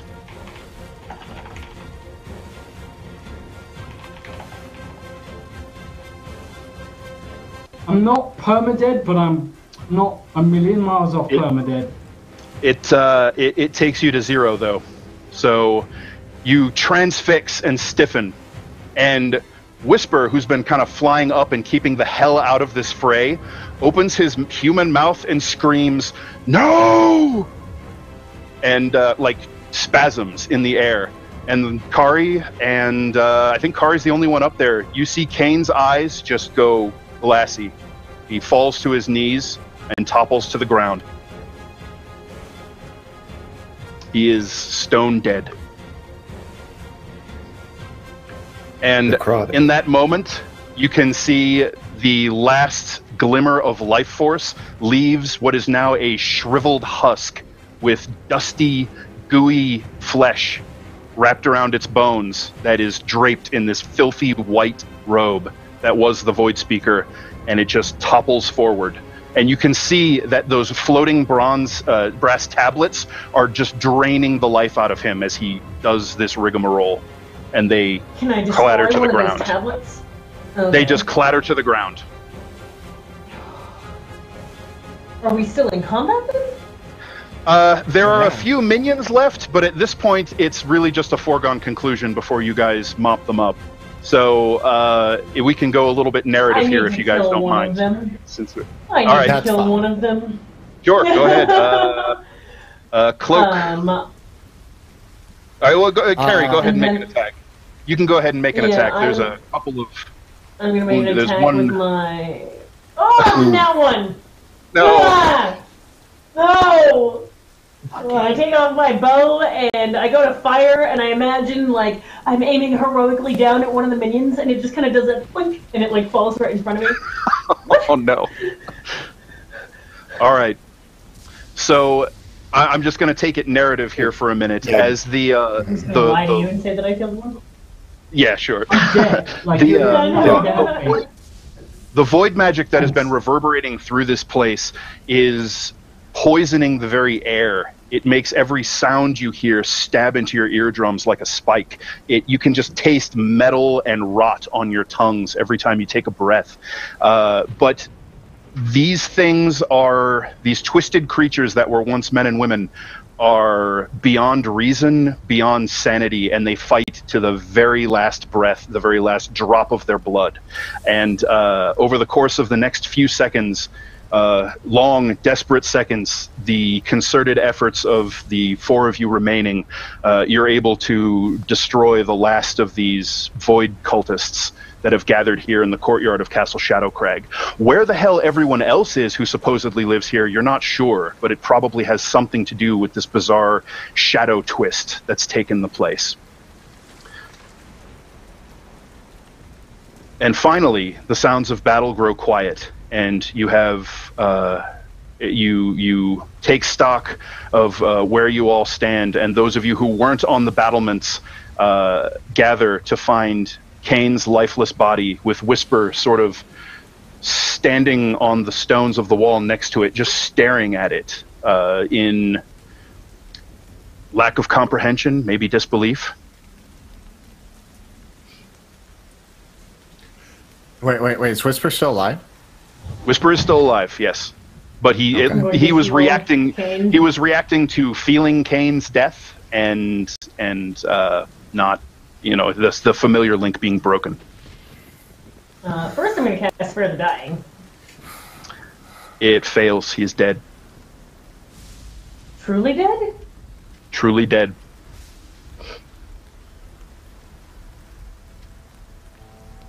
Even if I try to pump a heal into him, nothing. Nothing. That begins to sink in, and the truth of that settles home like an icy knot in the pit of your stomach.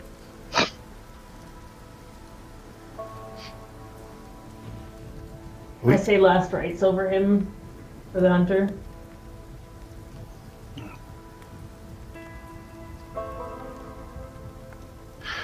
I look down to my companions in the courtyard. Riordan is completely speechless.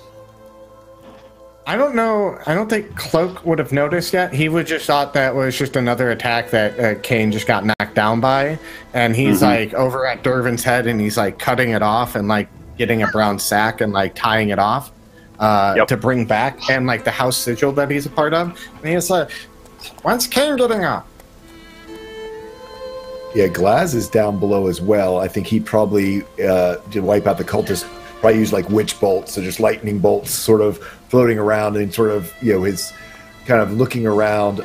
He's probably examining these brass plates just because, again, they were using, being used in a ritual, looking for sigils or runes. He's being the student. He doesn't realize that there's tragedy above.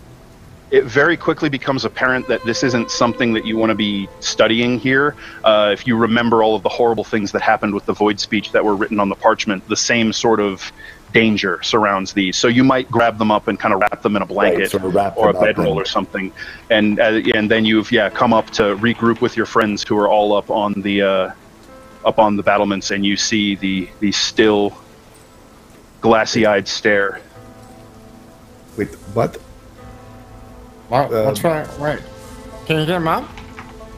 Mr. Whisper, you wake him up, please. He is not going to awake again. He is... Whisper looks at you, and then looks at Kane, and jumps up on hops up on his chest in a sort of a terrible parody of when he woke him just the other night, and he sort of leans forward and gets really beak to nose with his face, and it looks like he might be whispering to him, but you can't really hear anything. And after a few moments, he spreads his wings, clacks his beak, and flies up into the sky. Right. And after a little bit, the owl just sort of blends in with the charcoal and black smear overcast, the perpetual twilight gloom that's surrounding the castle, and is gone.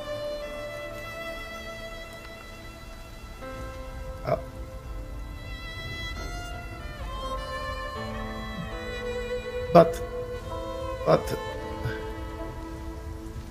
you... Cloak dies all the time, and he doesn't die. Sometimes you don't come back, There's Glaz. a certain point in death, Glaz, where the body and the soul has done too much. So Kari takes a moment and speaks a prayer for a fallen hunter over her friend, and the view will kind of pan away from all of you standing in silence and disbelief around the body of your fallen friend.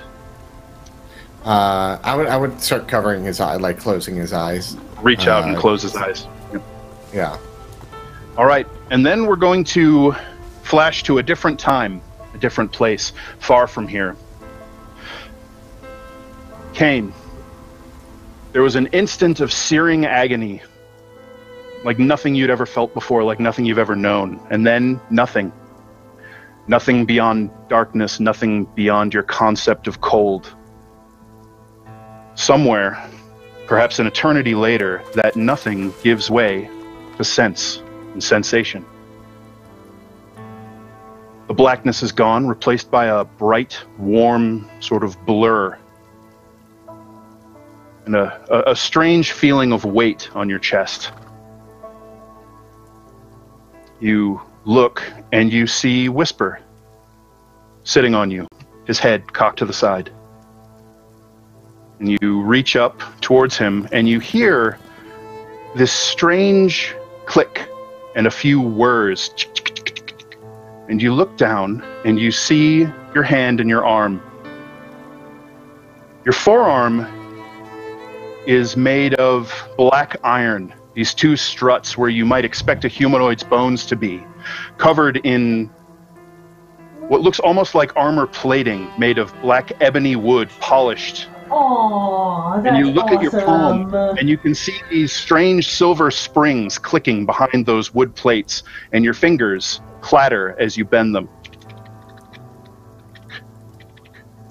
And you look up, and you see a face of a woman staring down at you, and you recognize her. One of the only open praetors of the government of Zobek. She runs the Blue House. You remember way back when you were given an order to slay a poor unsuspecting dwarf before he reached the cantons because of something he'd seen, something he'd done. Seems a lifetime ago, but the order definitely originated from her. She smiles at you and she says, "Time to get up, Kane. We have work to do." And that is where we're leaving season 1. Thank you very, very much, guys. Hey. Oh. We went a fair bit over. I hope you don't mind. Thank you, all you lovely viewers and guests, for staying with us. Wow. Whew. Yikes. That was a lot of damage, guys. That was awesome. I never got to use my crit. Sorry. Holy shit. Well, that is, we can fucking rebuild him. We clearly have the technology. Wow. That was an episode. That was a finale. That was season 1 of The World Tree Burns, my friends. And, whew, I had it all. The ups and downs, and moments of levity, and have moments of darkness. Wow. And a big thank you goes to Kobo Press for helping us put this together, for letting us be on a channel, and for letting us be the official Midgard D&D stream. I think we did the world of Midgard justice. I would like to think so, at least, over the past 16 episodes. Wow, it really has flown by. It really seems like we were just starting this thing the other day. Yeah, it really does. Yeah. So for those of you wondering if there will be a second season, we're going to be taking a break for a week or two. We'll let you know exactly how long that will be, and then we will be back for a second season here on Encounter Roleplay of The World Tree Burns. So I'm very excited. We've got some new casts coming in, some new characters to meet and the like, but all of that will be announced over the next few weeks. Now is the time to look back on our favorite moments from the show. But let's go around the cast and crew. Did we enjoy ourselves this whole season? And where can we find you guys online? Dan, fantastic job across the whole season. How was it, my friend? Oh man, this was amazing. I mean, I've run Midgard sort of one-shots and play tests, and I've done some convention scenarios. This is the first ongoing Midgard campaign I've run, and I've got to tell you, I absolutely love it, and that's due to you guys. So thank you, Will, for having me on Encounter Roleplay, and thank you to all of you for playing. You guys made wonderful characters and brought them to life, and you made my job easy, frankly. So a ton of this credit goes to you guys. I've absolutely loved this game, and I'm looking forward to Season 2. Absolutely. A round of applause for our Dungeon Master, Dan Dillon. I think he put on a lot of work to make this game possible for us, and make Midgard feel completely different from any other D&D campaign that I've played in. So, man, this is awesome.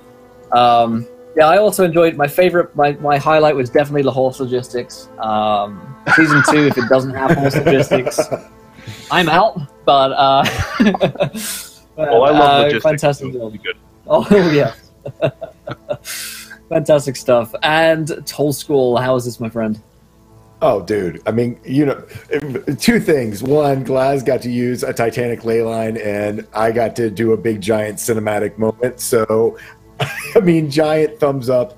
Geomancer is such a fun class, and there's some really great, really unique spells that come at higher levels that I hope we get to show off in Season 2.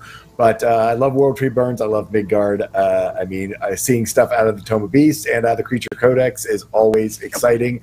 And I'm just saying, now that old Kane is gone, I've got that great little animal thing about my rune helps me to control mounted mounts. I'm thinking I might have. I'm thinking a Trollkin on a big old lizard mount sounded pretty good. No. That's Kane's lizard mount. Hey, Kane's dead for all Glaz knows. True. I'm honoring his memory by taking over the lizard mount. Anyway, I had a great time. Thank you, everybody. You can find me all over social media as Tall Squall. Thanks. Amazing. Thanks so much, Tall Squall. And Tia, how is this? It's been emotional. When I first got the copy of Midgard, before I knew Dan, before I knew McCloakin, and obviously we role-played together, the lore sucked me in right away. As being a huge fan of Dark Elves before this, I didn't think I would find anything that was as intriguing as the Shadow Fae are, and to go forward with story and everything. I wanted to finally have a happy campaign with Tall Squall, because we've been on a lot of dark journeys together, and to see something that brings people this much joy as well. And I actually have to say this, out of all the campaigns that I've played in over the past couple of years, I've not had as many compliments or feedback as I have on the Midgard campaign when it comes to social media. People are just like, I love it, and they're telling me, hey, I've watched this, like every day there's someone going, oh, I loved this episode, or I loved what you guys did here. So it makes me really want to see what's going to happen in the higher levels. And Gearforged. I won, though, because you died. Technically, I got the most kills because you're dead. You didn't kill me. Somebody did. Now he's a Gearforged. I mean, when does, the count goes on.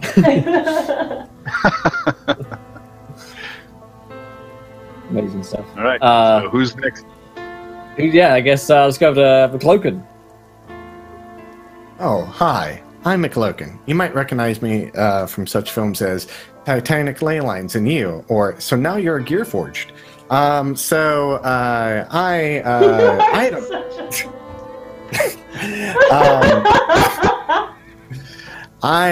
had a blast with this campaign. I liked when we created Cloak with the Nihheim gnomes, making the backstory and making something a little bit more unique. I always like adding a little bit of uniqueness to my characters, and it worked out. And I like how I slowly became the tank. It's been a great campaign, like playing with everyone and having the just the story develop along the way, and like finding it out with everything in the ley line. I'm curious what the fuck's gonna happen season 2, because I'm like, what the fuck did that dude do? Like, I don't even know anymore. I don't know if he did some stupid time shit, or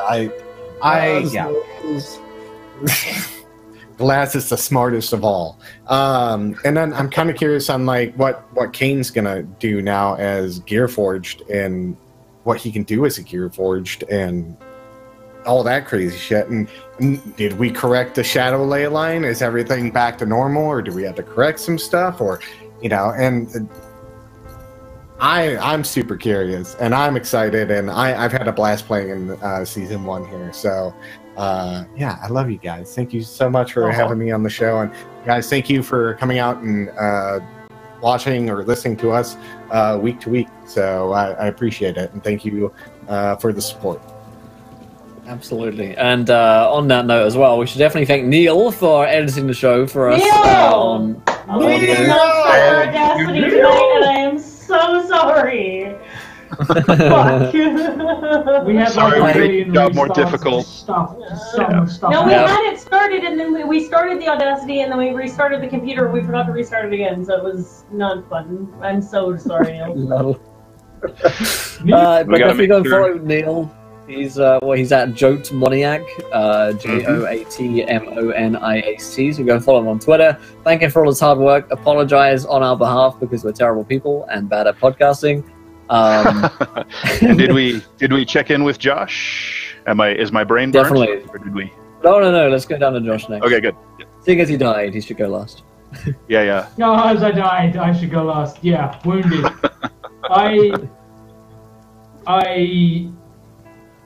Fuck.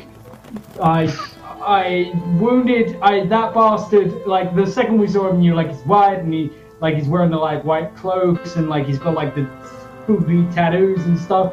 And then he vanished, and I was like, in the back of my mind, I'm like, must kill that fucker. Like somehow. I didn't plan on killing him by absorbing his life force or whatever the fuck I managed to do that killed me. I don't know what's happened, but I'm around somehow. I think maybe. I don't know. I don't know if I'm alive. I don't know if I count as alive. I'm sure that'll be a problem that will come up again in the future. Does he count as alive?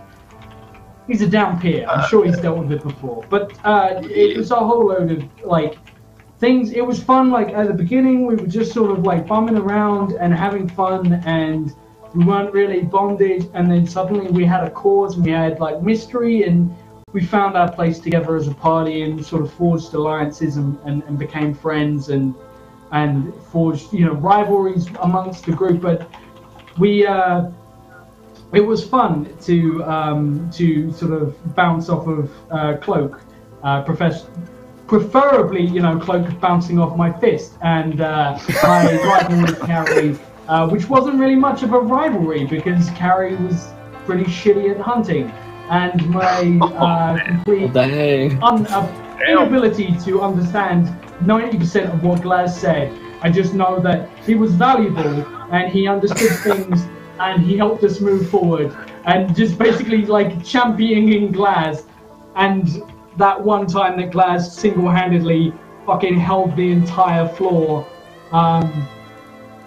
Glaz was sort of like Glaz was sort of like our weapon of mass destruction that we kept back, and then every now and again, like it was necessary for Glaz to Glaz, and he fucking did so hard it changed the entire terrain of the battlefield. So, thank you, Glaz. Thank you, Carrie, for the rivalry that I fucking totally won. Thank you. You didn't. You fucking died. Shut up. Died a victor. Will be martyred for years to come. Cloak, thank you for being the most tolerable kobold I've ever laid my hands on. Kappa! Fucking one last dig before I die. And Reardon, suck on a big fat one. You insufferable best friend of mine that I will forever remember, because just the worst traveling companion, but that you're that friend that's been friends with me for so long I just can't bear to be without. Fuck you, Whisper. I love you, Dan. Aww. This has been amazing. Peace. This Thank has you been very much. confusing, but amazing. Josh's A lot last of rant. feelings. There are We're many somewhere, feelings. it's been a journey. There are emotions. Well, you know what? We're like an hour later than we normally finish, so I'll make this thing easy for I'm you guys. good with it though. I'm really Yeah, good I'm with fine it. with it. Oh yeah, I'm more fine with it. Check out koboldpress.com. Buy your Midgard books. Buy your world book. Buy your Hero's Handbook. Check it out. Check out the new Kickstarter, which is going on right now. Tales of the Old Margrave. Send them our love and get ready for another season, which is coming your way not too soon, with some pretty exciting folks, characters, more stories to be told, and undoubtedly more shenanigans. Hopefully more horse logistics. But until then, my friends, I'll be back tomorrow at 1 p.m. for Masks of Nyarlathotep. We've got a very exciting special guest joining us to play a villain role. But until then, try not to roll too many nat ones. We want to be here laughing when you do. Good night, everybody. For the last Yeah, time. like Glaz Bye. and fucking one. Hi, everybody. How are you Bye, doing everyone. that ones on a fucking Extra long finale? outro of waving. Bye. Bye.